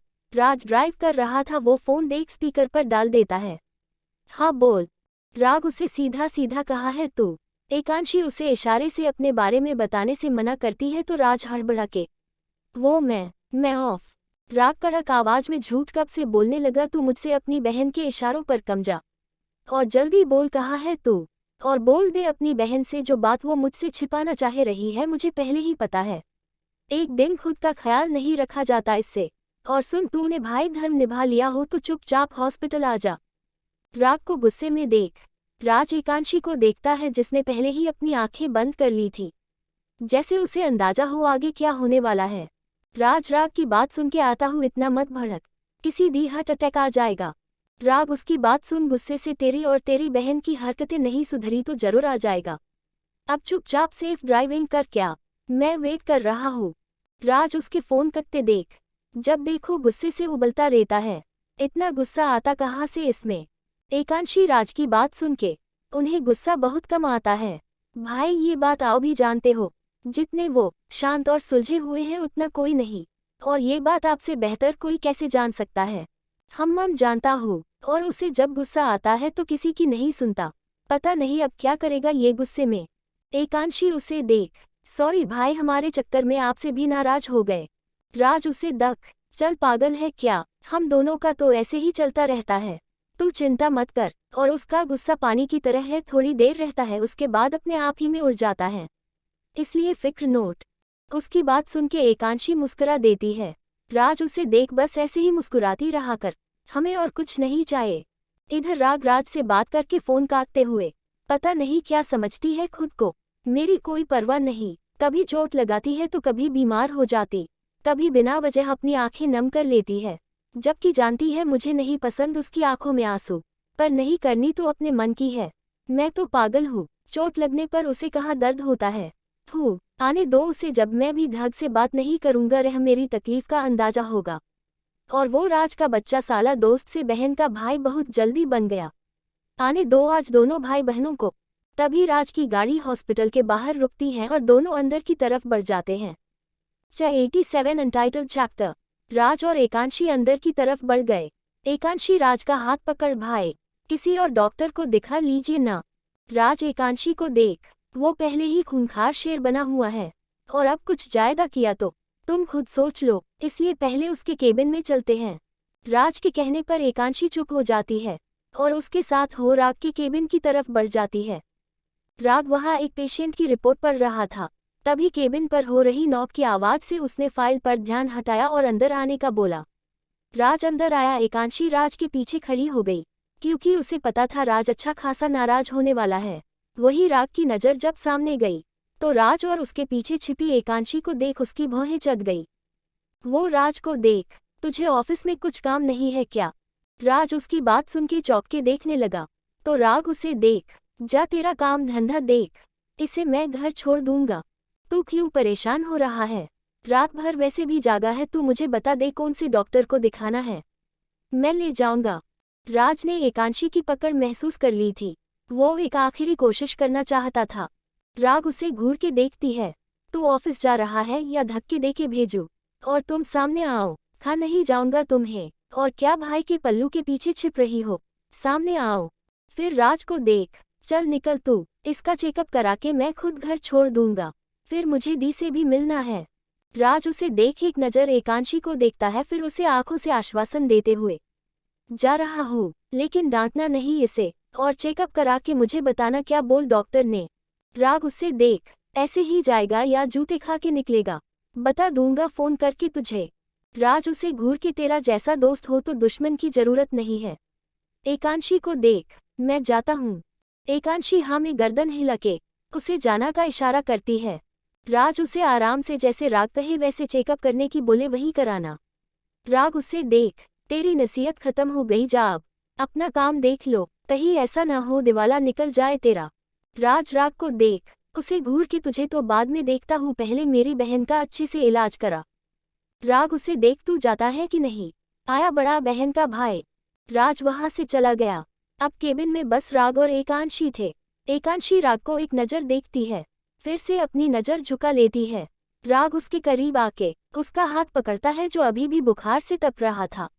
राग उसे गहरी नज़रों से देख उसका हाथ पकड़ वहां पास रखे सोफे पर बिठाता है और फिर हॉस्पिटल के ही सबसे काबिल डॉक्टर साहिल यादव को फ़ोन करता है। डॉक्टर साहिल जो अभी अपने केबिन में बैठे थे। राग का कॉल देख मजाक करते हुए, आज डॉक्टर राग को हमारी याद कैसे आई? राग उसकी बात सुन के, मजाक मत कर यार, तुझे पता है जनरली कोई न कोई सर्जरी तुझसे मिलने का टाइम नहीं मिल पाता। एक हॉस्पिटल में रहते हुए कितने दिन हो जाते हैं हमें मिलते हुए। राग की बात सुन के साहिल, जानता हूँ यार, मजाक कर रहा था, मुझे डॉक्टर यश से पता चला कल रात को तेरी कंटिन्यू सर्जरी थी। अच्छा बता कैसे याद किया? राग उसकी बात सुन के, तू तेरे मेरे केबिन में आ, यही बताता हूँ। ठीक है मैं आता हूँ। राग उसका फ़ोन काट कर एकांशी को देख, तबीयत कैसे खराब हुई तुम्हारी? कल सुबह तक तो ठीक ही थी ना? एकांशी राग को देख, पता नहीं, कॉलेज में पेट में ज़्यादा दर्द था इसलिए हमने भाई को कॉल करके बुला लिया और घर चले गए। वहाँ माँ ने हमारे पेट की सिकाई और पैरों की मालिश की तो हमें नींद आ गई। रात को उठे तब माँ ने बताया हमें बुखार था और शायद इसी वजह से बेहोश हो गए। हम जब उठे तो थोड़े ठीक थे इसलिए सबके साथ डिनर किया, लेकिन सुबह उठे तब फिर से फीवर था। एकांशी की बात सुन के राग उसे घूरते हुए, दोपहर में तुम्हारे पेट में दर्द था वो मुझे क्यों नहीं बताया तुमने? एकांशी उसकी बात सुन के, हमें लगा आप बेकार परेशान होंगे, वैसे भी ये सबके साथ नॉर्मल है। राग उसे देख, अपनी तबीयत सही रखा करो तुम, वरना यही रहा ना तो तुम्हें अपने साथ यदुवंशी हाउस ले जाऊंगा। राग की बात सुन के एकांशी का मुंह बन जाता है। राग उसकी शक्ल देख उसे कुछ बोलता उससे पहले वहाँ डॉक्टर साहिल आ जाते हैं। वो राग को देख, बोल क्यों बुलाया? वो आगे कुछ बोलते उससे पहले उनकी नज़र एकांशी पर जाती है। वो उसे देख, ये कौन है और तेरे केबिन में? राग उसे देख, माय वाइफ। साहिल उसे देख चौंकते हुए, ओह न्यूज में सुना था, बता क्या हुआ? राग उसे देख, कल से फीवर है इसे, दवाई देने के बाद भी जब तक असर रहता है तब तक ही सही रहता है, फिर से फीवर आ जाता है। साहिल राग को देख, लेट में चेक, तेरे पास थर्मोमीटर होगा और स्टेटोस्कोप। राग हाँ में सिर हिला के जो साहिल मांगता है सारी चीज़ें उसे पकड़ा देता है। साहिल उसे चेक करके, राग इनका वीपी डाउन, बहुत ज़्यादा डाउन है, इनके खाने पीने का ख्याल रख, और मैं 1-2 टेस्ट करवाता हूँ, रिपोर्ट आने के बाद ही एग्जैक्ट पता चलेगा। राग हाँ में सिर हिला देता है तो साहिल ब्लड टेस्ट वाले को कॉल करके बुलाता है। थोड़ी देर में उसके आने के बाद ब्लड लेके जाता, आधे घंटे में रिपोर्ट आनी थी। साहिल उसे देख, राग मेरे ख्याल से दोपहर तक इन्हें एडमिट करा दे। राग साहिल को देख एकांशी को देखता है, फिर उसे देख, फिर केबिन में बने रूम में ही कर दे। साहिल उसे देख, हम पजेसिव, चल कोई नहीं, मैं रिपोर्ट आती है उससे पहले एक ग्लूकोज लगा देता हूँ। राग हाँ में सिर हिला के एकांशी से, अंशी तुम उधर चलो मैं आता हूँ। एकांशी उसे एक नज़र देख केबिन में बने रूम में ही चली जाती है। राग साहिल को देख, कोई और प्रॉब्लम भी है? साहिल उसे देख, तुझे कैसे पता? कुछ नहीं, तेरे चेहरे से अंदाजा लगाया, अब बता। मैं भाभी के सामने नहीं बताना चाहता था। राग वो बहुत वीक है फिजिकली भी और मेंटली भी, मैं तुझे एक डाइट चार्ट बना के दूंगा, उसके हिसाब से उनका खाना करना है तुझे। अच्छा एक चीज़ और पूछनी है, थोड़ी पर्सनल है। राग साहिल को देख, आ बैठ, और हाँ तू मुझसे कोई भी बात बेझिझक पूछ सकता है। साहिल उसे देख, तेरे और भाभी के बीच रिलेशन, आई मीन फिजिकल? राग उसे 3 या 4 बार, क्या तूने प्रोटेक्शन? क्योंकि उसकी पढ़ाई चल रही है अभी इसलिए मैं नहीं चाहता। गुड, अब मेरी बात ध्यान से सुन। उसका फीवर सही होने के बाद तू उसे गैनोलॉजिस्ट को दिखा, और अभी मेरे सजेशन से तू फिजिकल ना हो तो सही है। बाकी जो डॉक्टर सलाह दे उनसे पूछ। अच्छा एक बात है, रिपोर्ट आने के बाद कुछ मेडिसिन मुझे देनी होगी। एक बात बता, क्या वो मंथली तो नहीं है? क्योंकि मुझे लगता है रिपोर्ट में डेंगू होगा, आजकल वैसे भी बहुत चल रहा है। और मेडिसिन देख, हम कल ही स्टार्ट हुआ है। साहिल उसे देख। अच्छा मैं सिलिन और सारा सामान भेजता हूँ, तू लगा देना। मैं रिपोर्ट आने के बाद आता हूँ। साहिल राग की देख उसके केबिन से बाहर चला जाता है। वही राग रूम में आके एकांशी को देखता है जो आंखें बंद करके लेटी थी। उसके पास आके, अब भी दर्द है पेट में? नहीं, बस फीवर की वजह से कमजोरी है। कोई नहीं, जल्दी ठीक हो जाएगा। साहिल बेस्ट डॉक्टर है। तभी राग के केबिन में नॉक होता है। राग उसे आराम से लेटने का बोल। बाहर आता है। बाहर वार्ड बॉय के हाथ में सामान था जो साहिल ने भिजवाया था। राग ने उसे लिया और अपना केबिन लॉक करके आराम से रूम में आ गया। उसने एकांशी के हाथ में सिलाइन लगाए और ग्लूकोज लगाकर वही उसके पास बैठ गया। वो अभी भी साहिल की कई बातों के बारे में सोच रहा था। उसे याद आया राज को बताना था। उसने राज को कॉल लगाया और एकांशी की सारी सिचुएशन समझा दी और ये भी दोपहर तक उसे घर छोड़ेगा। घर पर कॉल करके बता दे, एकांशी को घर आने में टाइम लगेगा।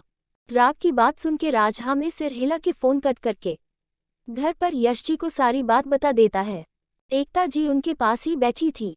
क्या हुआ, क्या कहा राज ने? कुछ नहीं, अंशी राग के साथ है, वो उसका ट्रीटमेंट करके दोपहर तक गेट छोड़ देगा। चलो ये बात अच्छी है, राग फ्री है, वो खुद डॉक्टर है, अच्छे से ट्रीटमेंट हो जाएगा। आप बताए यदुवंशी हाउस सब आएंगे? आपने सब कुछ तैयारी करवा दी? कोई जरूरत हो तो राघव को फोन करके मंगवा लीजिए। नहीं, सब हो गया, बस दोपहर तक अंशी और दामाद जी भी आ जाएं। करीब आधे घंटे बाद एकांशी की रिपोर्ट आ गई थी। साहिल राग के केबिन में आया। वह राग को ना देख समझ गया राग रूम में होगा। उसने उसे कॉल किया और बाहर आने का बोल खुद वही रखे सोफे पर बैठ गया। राग उसे देख रिपोर्ट आ गई। राग उसे देख कुछ सीरियस नहीं, बस हल्का डेंगू का असर है जिस वजह से बुखार है और होमोग्लोबिन भी बहुत कम है। प्रॉपर ट्रीटमेंट से सही हो जाएगा। चल देख ले, अंशी अंदर ही है। राग और साहिल दोनों केबिन में बने रूम में आ जाते हैं। 88 अनटाइटल्ड चैप्टर। एकांशी अंदर आने की आहट से आराम से बेड पर टेक लगा के बैठ जाती है। साहिल उसे कैसे फील हो रहा है? एकांशी उसे देख एक नज़र राग को देखती है, फिर धीरे से फीलिंग बेटर। तो आपको और बेटर बनाने के लिए हम आपका प्रॉपर ट्रीटमेंट करते हैं। वैसे आपका पति खुद में एक बेस्ट डॉक्टर है, इसलिए मुझे ज़्यादा सोचने की ज़रूरत नहीं है। मैंने इसे सब कुछ समझा दिया है, आप बस टाइम से अपना प्रॉपर ट्रीटमेंट और प्रॉपर डाइट लीजिए। उसके बाद साहिल ग्लूकोज की बोतल में ही 2-3 इंजेक्शन इंजेक्ट करके राग से मैंने डोज दे दिए, बाकी कल सुबह एक बार और बोतल लगानी होगी, उसी में अगली डोज इंजेक्ट कर दूंगा। और ये मेडिसिन है, उन्हें दूध के साथ सुबह शाम देनी है, और ये वाली खाली पेट सुबह सुबह। राग उसे देख। ठीक है, बाकी कोई प्रॉब्लम होगी तो मैं कॉल करके पूछ लूँगा। ठीक है, तेरे लिए 24 हॉर्स अवेलेबल हो। राग उसे देख, तेरी फीस? साहिल उसे घूर कर पिटाई बीवी के आगे खाएगा या अकेले में?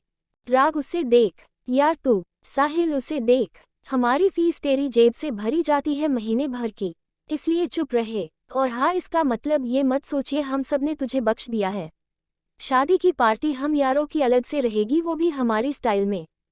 राग उसे देख मुस्कुरा कर, ठीक है, जगह और दिन डिसाइड कर लो, बाकी मैं सब अरेंजमेंट करा दूंगा। ओके डन, चल अब तू भाभी का ध्यान रख, और हाँ ये खत्म होते ही घर ले जाना, थोड़ा जूस और डाइट अच्छे से दिलाना, बाकी डाइट चार्ट मैंने तुझे दे ही दिया है। राग साहिल को देख में सिर हिला देता है और रूम से बाहर आ जाता है। वही राग भी उसके पीछे आ जाता है। साहिल उसे देख, तू भाभी के साथ रहे, मैं बाहर डू डोंट डिस्टर्ब का बोर्ड लगा देता हूँ। राग उसे देख कुछ नहीं कहता। वही साहिल उसे देख मुस्कुरा कर राग के केबिन से बाहर निकल जाता है। वही राग भी अपना केबिन लॉक करके अंदर बने रूम में आ जाता है जहां एकांशी बैठी हुई थी। राग उसे देख, लेट जाओ, ऐसे बैठे बैठे थक जाओगी। एकांशी राग को देख, हम ठीक है, आराम करने की जरूरत हमें नहीं आपको है, कल रात भर जागे हो इसलिए आप आराम से सो जाए, अभी ये ड्रिप खत्म होने में टाइम लगेगा। राग उसे देख, उसके पास आके मैं ठीक हूँ अंशी, और मेरे जायदा ठीक होने के लिए तुम्हारा ठीक होना जरूरी है। तुम मेरी बूस्टर डोज हो, समझ रही हो ना? तुम्हारे बगैर मैं कुछ नहीं, इसलिए जल्दी से अपनी हेल्थ ठीक करो, क्योंकि मैं तुम्हें ऐसे नहीं देख सकता। एकांशी, राग को देख। हम ठीक है राग, हल्का सा फीवर था और अब तो आपने हमें इंजेक्शन भी लगवा दिया, तो और ठीक हो जाएंगे, इसलिए आप चिंता मत करो और इधर आके आराम से सो जाओ। जैसे ही ड्रिप खत्म होगी हम आपको जगह देंगे, फिर दोपहर में घर भी चलना है। आपने भाभी से नहीं मिले ना? आपको पता है आप मामा बनने वाले हैं। राग उसे देख उसके पास आके उसकी बगल में लेटकर, मम पता है, राज ने बताया, कल दी से मिलने जाने वाला था लेकिन इमरजेंसी की वजह से नहीं जा पाया। मम तो आप अभी थोड़ा रेस्ट कर लो, फिर हम चलेंगे, और फिर आज दोपहर में माँ और बाकी सब भी घर आने वाले हैं। राग उसे देख, तुम्हें कैसे पता? वो सुबह माँ ने भाभी की प्रेगनेंसी की न्यूज घर पर फोन करके दी थी, तभी सबने दोपहर का आने का बोला। राग उसे देख, मम तो हम भी दोपहर तक चलेंगे, तब तक मैं मेरी अंशी की बाहों में सुकून से सो लेता हूँ। पता नहीं दादाजी कब का मुहूर्त निकलवाएंगे। एकांशी उसे देख मुस्कुरा देती है और एक हाथ को उसके बालों में घुमाने लगती है। वही राग की आंखें एकांशी के स्पर्श से खुद ही बंद होने लगती है। कुछ कल रात सो न पाने, दूसरा थकान, और अब अपनी जान की बाहों में आने के बाद कब उसकी आंख लगी, इसे पता ही नहीं चला। वही एकांशी को कहाँ नींद आनी थी। उसने देखा राग आराम से सो गया था। उसके बालों में से अपना हाथ निकाल कर पास रखा अपना फोन खोल के आज की क्लास की वीडियो देखने लगी जो उसकी फ्रेंड ने उसे भेजी थी। इन सब में कब सुबह से दोपहर हुई उसे पता ही नहीं चला। उसका ध्यान खत्म हो रही ड्रिप से टूटा। उसने देखा राग आराम से सो रहा है, उसे डिस्टर्ब करने का उसका बिल्कुल मन नहीं हुआ। फिर वो खुद एक डॉक्टर का कोर्स कर रही थी, ये सब चीजें तो बहुत नॉर्मल थी। इसलिए उसने पहले ड्रिप को बंद किया, उसके पास रखी कॉटन लेके उसे निकलाने लगी। अपने आसपास हो रही हलचल से राग की आंख खुल गई। उसने जब एकांशी को देखा तो जल्दी से उठ के उसके हाथ से कॉटन लेके, पागल हो तुम, मुझे नहीं उठा सकती थी। एकांशी अचानक ऐसे कॉटन छीनने से घबरा गई और इसी चक्कर में उसके हाथ में झटका लगा, जिससे उसके मुंह से आह निकल गई। राग अब उसे घूरते हुए, दिमाग को घर छोड़ के आई हो? मैं पास में था ना, तो जगा नहीं सकती थी। अभी डॉक्टर की पढ़ाई कर रही हो, पूरी तरह से डॉक्टर बनी नहीं हो। राग हल्के से उसकी सिलाई निकालकर वहाँ कॉटन से दावा देता है, फिर उसे देख, थोड़ी देर बैठी रहो, मैं मुंह धोकर आता हूँ, उसके बाद वहाँ आके जाओ, तुम भी फ्रेश हो जाओ, बाहर केबिन में आ जाना, मैं तब तक खाने को मांगता हूँ। एकांशी राग को देख, घर चलकर ही खा लेंगे। राग उसे देख, नहीं अभी तुम्हें जूस की जरूरत है तो तुम जूस पीकर ही यहाँ से जाओगी, बाकी अगर खाना खाना है तो घर जाके खा लेना, लेकिन अब से वो डाइट चार्ट के हिसाब से होगा और कोई भी मील स्किप नहीं होनी चाहिए, अंडरस्टैंड? एकांशी कुछ नहीं कहती, बस हमें सिर हिला देती है। राग को रूम से बाहर जाते देख, खडूस कहीं के, जब देखो ऑर्डर चलना। एकांशी खड़ी होकर अपना मुंह धो के बाहर आती है। राग ने जब तक जूस मंगवा लिया था और एकांशी को देख, लो पियो इसे, तब तक मैं राज को फोन करके बता देता हूँ हम घर के लिए निकल रहे हैं। एकांशी जूस का ग्लास लेके एक सांस में पी जाती है। राज से बात करके फोन काटकर पी लिया जूस, चले राज घर पर ही है, हम भी चलते हैं। एकांशी राग को देखा में सिर हिला देती है। राग अपने सेक्रेटरी और साथ के डॉक्टर को कोई प्रॉब्लम हो तो अपडेट देने की बोल एकांशी का हाथ पकड़े हॉस्पिटल के बाहर पार्किंग की तरफ बढ़ जाता है। हॉस्पिटल में सबको पता चल गया था राग की शादी हो गई है। कुछ ने एकांशी को फेस टू फेस देख लिया था, तो कुछ में उसे न्यूज में ही देखा था जब राग ने पूरी दुनिया का आगे अपना लव और रिलेशन कन्फेस करा था। वही हॉस्पिटल में ही एक डॉक्टर जो सालों से राग को पसंद करती थी, मन ही मन चीर गई थी, क्योंकि उसने काफी बार अपने ही कोलिग डॉक्टर से सुना राग अपनी वाइफ को लेके बहुत पजेसिव और प्रोटेक्टिव है। वो उसे देख, राग तुम्हें इस लड़की में ऐसा क्या दिखा जो मुझ में नहीं दिखा? स्कूल से लेके कॉलेज हर जगह तुम्हारे पीछे रही ताकि तुम्हारी नज़रों में आ सकूं, लेकिन तुमने मुझे एक नज़र उठा के नहीं देखा। उसके बाद तुम्हारे पीछे पीछे हॉस्पिटल में भी आ गई। क्यों राग, तुम्हें मैं नज़र नहीं आई? वो लड़की अपने मन में बोल राग और एकांशी को पीछे से साथ जाते देख खुद भी अपने केबिन में चली गई। उसने राग का हाथ एकांशी के हाथों में देख लिया था। वही राग ने एकांशी को बिठा के सीट बेल्ट लगाए और खुद ड्राइविंग सीट संभाल के गाड़ी गुप्ता हाउस की तरफ बढ़ा दी। वही गुप्ता हाउस में सब मौजूद थे। दादी जी और अनुराग जी जो शाम को आने वाले थे वो भी यही आ गए थे। अनु जी उन्हें देख आप सब तो शाम को आने वाले थे। ओम जी उन्हें देख, जब हमारे सारे बच्चे हमें अभी मिलेंगे तो शाम को आके क्या करते, इसलिए अभी कोई मीटिंग नहीं थी तो सोचा अभी मिल लेते हैं। अनु जी उन्हें देख हमें सिर हिला देती हैं। वही पिंकी उनके पास आती है तो सब उसे लाड लड़ा की तरह तरह की नसीहत दिए जा रहे थे। वही पिंकी शर्मा के सबकी बातें सुन के हाँ में सिर हिला रही थी। ओम जी संजना को देख, आप वहाँ क्यों खड़ी हो, इधर आओ, आप भी पिंकी की तरह हमारी बेटी है, इसलिए आज के बाद शर्माना नहीं, पूरे हक से हमसे मिलना। संजना एक नज़र राज की देखती है तो राज अपनी पलकें झपका कर उसे सबके पास जाने का इशारा करता है। अनु जी उसे देख, उसे क्या देख रही हो, इधर आओ। संजना भी सबसे मिलती है। तभी अनुराग जी यश जी को देख, भाई हम अपनी 2 बेटियों से मिल लिए, लेकिन हमारी छोटी बेटी और हमारे घर की रौनक कहाँ है, दिखाई नहीं दे रही। यश जी अनुराग जी को देख, दरअसल उसकी तबीयत कल से खराब है, बुखार नहीं उतर रहा, इसलिए राज उसने दिखाने गया था। राग की खबर लगी तो उसने बोला वो चेकअप करा के खुद घर छोड़ देंगे। अनु जी और सब परेशान होके, लेकिन ऐसे अचानक बीमार। राज अनु जी और सबको देख, रिलैक्स, बस सीजन चेंज हो रहा है ना आजकल, इसलिए बुखार आ गया है। राग ने कॉल किया था, वो लोग हॉस्पिटल से निकल गए हैं, आते होंगे। सब लोग हमें अपनी गर्दन हिला देते हैं। 89 अनटाइटल्ड चैप्टर। एकांशी के बीमार होने की खबर से सब परेशान हो गए थे। राज उनसे बात कर ही रहा था, तभी बाहर गाड़ी रुकने की आवाज आई। राज सबको देख, लो आ गए दोनों। थोड़ी देर बाद राग और एकांशी अंदर आए। एकांशी को देख राज उसके पास आके, उसे देख, ठीक है तू। राज के ऐसा कहते ही राग उसे घूर के देखने लगता है। बड़बड़ाते हुए बोल तो ऐसे रहा है जैसे जंग जीतने गई थी। राग की बड़बड़ाहट राज और एकांशी दोनों में सुन ली थी। वही राज अब राग को इग्नोर करके एकांशी को अपने साथ ले आया।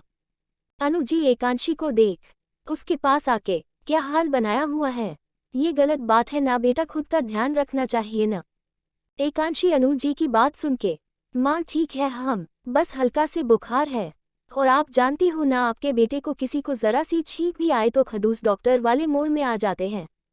बिना बात के राय का पहाड़ बना दिया। अनु जी उसके सिर पर हाथ फेर के, हम जानते हैं हम इसे, लेकिन आप भी अपना ध्यान रखिए, ठीक है। एकांशी झुक के उनके पैर छूती है तो उसे उठा के, बेटी हो तुम हमारी, इसलिए हमारे गले लगा करो और जल्दी से ठीक हो जाए, आपको ऐसे नहीं देख सकते हम। जी माँ। एकांशी एक एक करके सबसे मिलती है तो राग उसे देख, सबसे मिल ली ना तुम, जाओ पहले फेज होके आओ। फिर संजना को देख, संजना एक काम करोगी। संजना उसे देख, हम बोलो, ये इसका डाइट चार्ट है, जब तक ये यहाँ है इसी हिसाब से इसे खाना देना है। संजना उसे लेके, हम ठीक है, हम ध्यान रखेंगे। राग एकांशी को वही खड़े देख, अब तक यही खड़ी हो तुम, जाओ जाके पहले फ्रेश होके आओ। एकांशी उसे घूर के, आप एक नंबर के खडूस डॉक्टर हो, देखना आपसे गिन गिन सारा बदला नहीं लिए तो। उसके बाद एकांशी अपने पैर पटकते हुए अंदर रूम में चली जाती है। राग और बाकी सब उसे ऐसे चिढ़कर जाते देख मुस्कुरा देते हैं। ओम जी उसे देख, राग क्या हुआ एकांशी को? दादाजी देखा जाए तो बीमारी बड़ी नहीं है लेकिन छोटी भी नहीं है, उसका हीमोग्लोबिन बहुत कम है, ऊपर आजकल जो वायरस फैल रहा है डेंगू वो हुआ है उसे, असर ज्यादा नहीं है लेकिन है। सब परेशान होके, लेकिन बेटा आप लोग टेंशन मत लीजिए, साहिल बेस्ट डॉक्टर है, उसका ट्रीटमेंट से जल्दी ठीक हो जाएगी, और ये डाइट चार्ट उसने ही दिया है।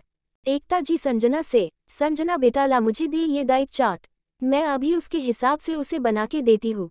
माँ मैं बना दूंगी। एकता जी उसे देख, तुम सबके साथ बात करो, मैं बना के लाए। एकता जी की बात सुन अनु जी खड़ी होके, हाँ संजना तुम बैठो सबको साथ, अपनी बेटी के लिए खाने के लिए हम दोनों माएँ खाना बना देगी। चलिए एकता जी अनु जी को देख मुस्कुरा कर, चलिए फिर सबको देख आप सब बातें कीजिए। दोनों किचन में आके एकता जी डाइट चार्ट को वही वॉल पर पेस्ट कर देती है और उसमें देखती है, उसके लिए खिचड़ी और सूजी के उपमा बनाने लगती है, साथ में दही को फेंट के जल्दी से उसके लिए जीरा छोंक वाला रायते बना देती है। थोड़ी देर बाद एकांशी बाहर आती है, तब एक राग भी राघव के रूम में जाके फ्रेश हो गया था। वही एकता जी और अनु जी मिलके अपनी बेटी के स्पेशल की तरह उसकी डाइट चार्ट बना दी थी ताकि उसे खाना पसंद आए। एकांशी सबके साथ आके डाइनिंग टेबल पर बैठ जाती है। एकता जी में सबके लिए गाजर का हलवा और पूरी आलू की सब्जी और राजमा चावल बनाए थे। वही एकांशी कभी सबकी थाली देखती तो कभी अपनी। फिर एकता जी को देख, माँ हमारे लिए अलग खाना क्यों? एकता जी कुछ कहती उससे पहले, राग तुम्हारे डाइट प्लान अलग है। एकांशी राग को देख, लेकिन हमें ये सब खाना है। एकांशी मासूम सी शक्ल बना के कहती है। राग उसे देख, पहले अपनी डाइट के हिसाब से खाना खत्म करो, उसके बाद अगर चाहो तो ये मिल सकता है। एकांशी उसे घूर के, आप एक नंबर खड़ूस डॉक्टर हो, हॉस्पिटल क्या कम है जो आपकी डॉक्टरीगिरी यहाँ भी शुरू हो गई। फिर अनु जी को देख, बस थोड़े से राजमा चावल दे दीजिए, फिर पक्का हम ये मरीजों वाला खाना खा लेंगे। अनु जी उसे देख राग को देखती है जो उसे ही घूर रहा था। अनु जी अब राग को देख, ओए मेरी बेटी को घूरने की जरूरत नहीं है।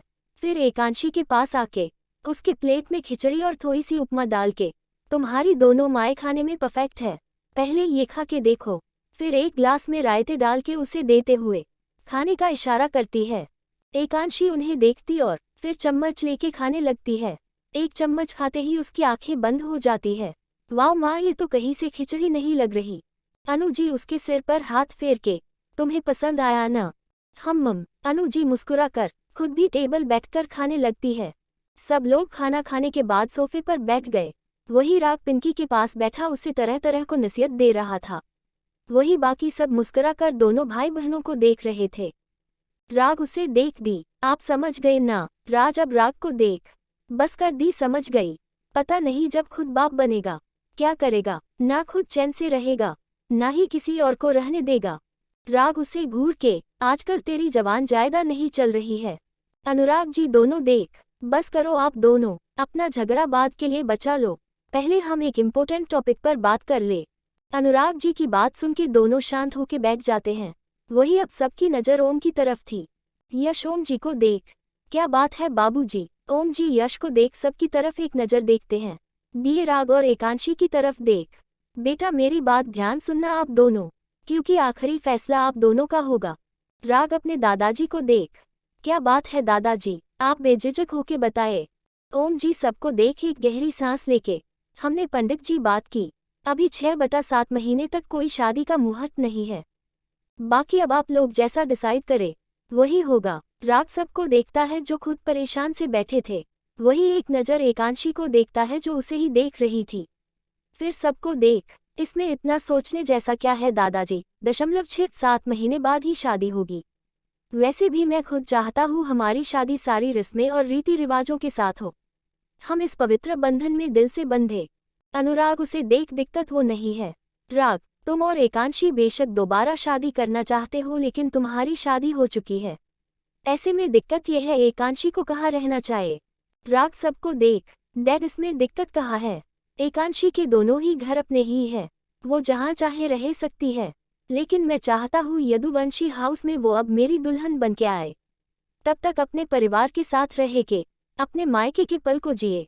फिर एकता जी को देख, माँ अब आपके पास टाइम है, अपनी बेटी को खूब लाड लड़ा लीजिए, क्योंकि एक बार मैं उसे लेके गया तो मैं खुद से दूर नहीं करने वाला। राग की बात सुन के जहाँ सबके चेहरे पर मुस्कुराहट आ जाती है, वही एकांशी शर्मा जाती है। वो सबको देख अपनी कमरे में चली गई। अनु जी एकांशी को जाते देख, बेशर्म, खुद तो बेशर्म है ही, तेरी वजह से मेरी बेटी शर्म की वजह से यहाँ से चली गई। राग अपनी माँ को देख, हाँ तो अच्छा है ना, मुझे मेरी बीवी के साथ अकेले में टाइम बिताने का मौका मिल जाएगा। राज और कृष्ण दोनों राग को देख मुस्कुरा, रहने दो माँ, इस बेशर्म पर कोई फर्क नहीं पड़ेगा। ओम जी राग के पास आके, हमें तुमसे यही उम्मीद थी, और सच बताया आप हमारी उम्मीद में खरे उतरे। अब जाए एक बार एकांशी से पूछ लीजिए वो क्या चाहती है। राग सबको देख उस तरफ चला जाता है जहाँ एकांशी गई थी। राग रूम में आके दरवाजा बंद कर देता है और फिर सारे रूम में नज़र दौड़ता है जहाँ एकांशी उसे नहीं दिखी थी। फिर उसकी नज़र बालकनी में गई जहाँ एकांशी उसकी तरफ पीठ करके खड़ी थी। राग उसके पीछे आके उसे बाहों में भर के, क्या बात है, यहाँ क्यों आई? तुम्हें मेरा फैसला पसंद नहीं आया क्या? एकांशी उसकी तरफ पलट के उसके सीने से लग जाती है। राग भी उसे अपनी बाहों में भर लेता है। उसे जब अपनी शर्ट में कुछ गीलापन महसूस होता है तो एकांशी को खुद से दूर करके, क्या हुआ, तुम रो क्यों रही हो? अगर तुम्हें मेरा फैसला पसंद नहीं आया तो कोई बात नहीं, मैं बाहर जाके बोल देता हूँ तुम हमारे साथ घर जाना चाहती हो। एकांशी उससे दूर हो के नहीं, ऐसी बात नहीं है। राग उसे देख, फिर तुम्हारी आंखों में आंसू क्यों? एकांशी उसे देख, ये आंसू नहीं है, बस खुशी के आंसू है। राग उसे देख, तुम भी कमाल करती हो यार, दुख हो तब भी रोती हो और हंसती हो तब भी रोती हो, ऐसा कोई करता है भला?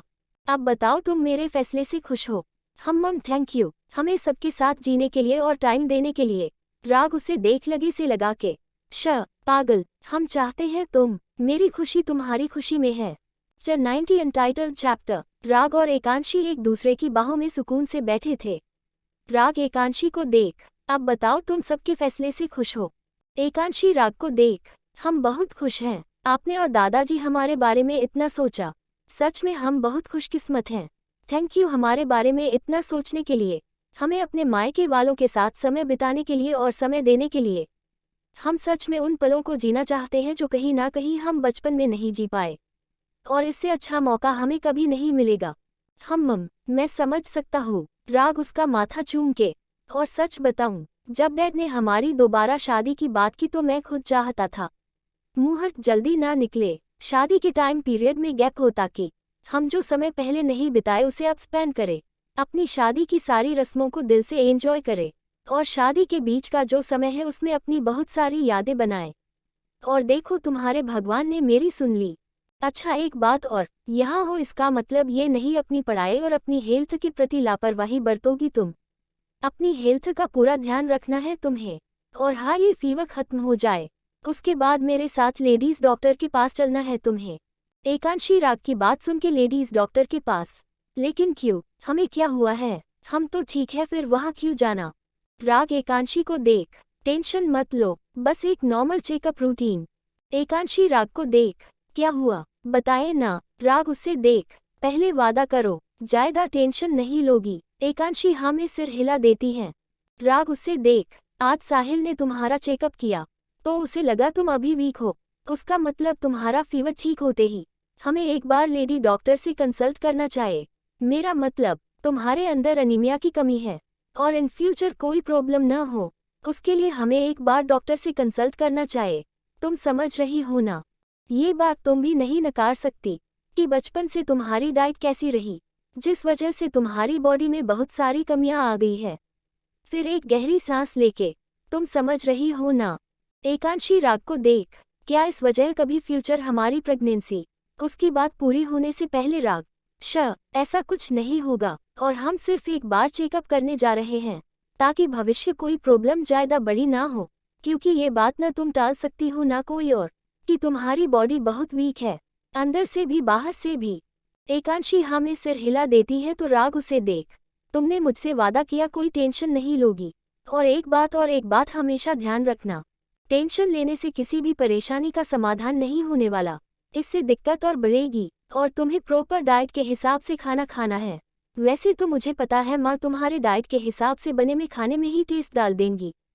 एकांशी हाँ में सिर हिला देती है तो राग उसकी आंखों में देख, तुम्हें सिर्फ इतना करना है, बिना टेंशन लिए सिर्फ अपना ध्यान रखना, क्योंकि तुम्हारा खुश रहना है सबसे ज्यादा मायने रखता है। तुम खुश रहोगी तो सारी मेंटली फिजिकली प्रॉब्लम आधी से ज्यादा वैसे ही खत्म हो जाएगी। समझ गई ना? बाकी का काम मेडिसिन और डाइट चार्ट कर देगा। मम, वैसे कब जाना डॉक्टर के पास? अभी पहले तुम्हारा फीवर सही हो जाए, उसके बाद चलेंगे, मैं बता दूंगा तुम्हें। मम, एकांशी राग के सीने से सर लगा के बैठ जाती है। राग उसे देख, अंशी बाहर सब बैठे हैं, चले सबके पास। मम, आप रात भर के जागे हुए हो, आप आराम कर लीजिए, हम जाते हैं। एकांशी जाती उससे पहले राग उसे पकड़, तुम्हारे साथ हॉस्पिटल में रेस्ट कर लिया था, अब नींद नहीं आएगी, इसलिए मैं भी साथ चलता हूँ। एकांशी राग को देख, मम चलिए। दोनों रूम से निकलकर बाहर आ जाते हैं, जहाँ सारे परिवार वाले आपस में बैठकर बात कर रहे थे। ओम जी एकांशी को आते देख, बेटा हम सब आपकी मर्जी जानना चाहते हैं, क्योंकि जो फैसला आप करोगे वो फाइनल होगा। एकांशी दादू को देख, दादू आपका फैसला कभी गलत नहीं हुआ, फिर आज आप कैसे गलत हो सकते हो? हम भी यही चाहते हैं कि जो भी समय हमारे पास है उस समय में हम अपने मायके से वो यादें सजो ले जो हमने अपने बचपन में नहीं जी, माँ के साथ, डैड के साथ, अपने भाई भाभी के साथ। और हमें तो आपका और सबका धन्यवाद। हम सच में बहुत किस्मत वाले हैं जो हमें इतना प्यारा परिवार हमारे बारे में सोचने के लिए। हम आपका जितना भी शुक्रिया करें कम है। अनुराग जी उसके पास आके, शुक्रिया अपनों का नहीं करते, परायों का करते हैं, और अगर आप हमें ऐसे बोलोगी तो हम नाराज हो जाएंगे आपसे। नहीं पापा, हम आगे से ये गलती नहीं करेंगे, आप हमसे नाराज नहीं हो। ओम की वहाँ आके, तो अब हमें सच बताया आप मर्जी से राजी है ना? कहीं हम सबकी या राग की वजह से तुमने हाँ नहीं बोला?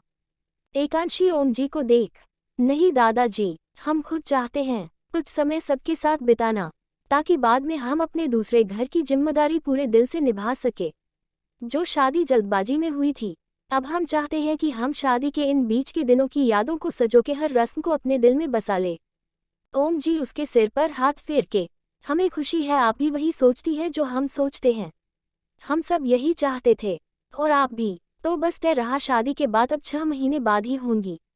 तब एकांशी बेटा अपने मायके में रहेगी। सब लोग खुश हो गए। सबके अपने अपने कारण थे। एकता जी और यश जी को अपनी बेटी की जिंदगी में अतीत की यादें भुलाने का टाइम मिल गया था।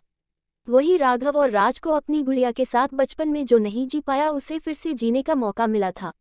वही पिंकी और संजना को एकांशी के साथ और पल बिताने का मौका मिल गया था। वही राग जो पल पहले नहीं जी पाया था वो शादी के पहले उन पलों को जीना चाहता था। सबके रजामंदी से तय हो गया था कि शादी 6 महीने बाद होंगी। ... और तब तक एकांशी गुप्ता हाउस में सबके पास रहेगी। दोपहर के लंच के बाद ओम जी और अनुराग जी ऑफिस के लिए निकल गए। ... वही रागराज को कल एकांशी को हॉस्पिटल लाने की बोल खुद भी हॉस्पिटल के लिए निकल गया। ... उसे एक बार भी कल अपने सर्जरी वाले पेशेंट को नहीं देखा था। बस उसे अपडेट मिली थी दोनों पेशेंट को होश आ गया है और दोनों ठीक है, लेकिन उनका डॉक्टर होने के नाते उसका उनसे मिलना भी उसकी फर्ज और जिम्मेदारी दोनों थी। सुबह तो वो रात को लेट सोने की वजह से जल्दी नहीं उठ पाया। उसके बाद एकांशी की तबीयत फिर उसे टाइम नहीं मिल पाया। वो अनु जी को शाम तक घर आने का बोल, एकांशी को टाइम से दवाएं और प्रॉपर रेस्ट करने की बोल, वहां से हॉस्पिटल के लिए निकल गया। वही राघव और राज भी अपने ऑफिस के लिए निकल गए। अनु जी पिंकी को अपना ख्याल रखने और टाइम से डाइट लेने की बोल, एकांशी के पास आके, तुम्हारे बिना रहने की आदत नहीं है, लेकिन हम सब यही चाहते हैं कि तुम अपने बचपन के पलों को जियो जो हमेशा से तुम्हारे थे, और अब जब अपने घर में आओ तो हमें चुलबुली सी एकांशी चाहिए जो हमारे घर की शान है, हमारे बेटे की जिंदगी है। तुम समझ गई ना? एकांशी उन्हें देख हाँ में सिर हिला देती हैं। अनु जी उसे देख, अपना ध्यान रखना, टाइम से दवाएं और अपना डाइट प्लान फॉलो करना। एकांशी अनु जी को देख, माँ आप चिंता मत कीजिए, हम अपना पूरा ध्यान रखेंगे और समय पर अपनी डाइट चार्ट और दवाएं भी फॉलो करेंगे। आप बस अपना और भाभी का ध्यान रखिए। वैसे भी शायद हमारे घर में आने से पहले हमारे घर में नन्हा मेहमान आ जाए। अनु जी उसे देख, हम लगता तो यही है, लेकिन तुम चिंता मत करो, तुम जब चाहे वहाँ आ सकती हो। एकांशी अनु जी को देख, माँ अब हम वहाँ राग के साथ ही कदम रखेंगे। अनु जी उसके सिर पर हाथ रखकर, हमें इंतजार रहेगा, ध्यान रखना तुम अपना और बाकी सबका भी। एकांशी उन्हें देख मुस्कुराकर, आप वहाँ भाभी का ध्यान रखिए, हम यहाँ भाभी माँ का ध्यान रखेंगे। वैसे भी भाभी माँ के बच्चे से हमारे दो रिश्ते हैं, पहला हम उनकी बुआ भी है और दूसरे हम उनकी मामी भी है। अनु जी मुस्कुराकर, हमें पता है तुम सबका ध्यान रखोगी। अनु जी एकता जी और बाकी सबसे मिलकर यदुवंशी हाउस के लिए निकल गई। वही एकता जी ने सबको देखा, वहाँ पिंकी, संजना, एकांशी वो यश जी के अलावा बाकी सब चले गए थे।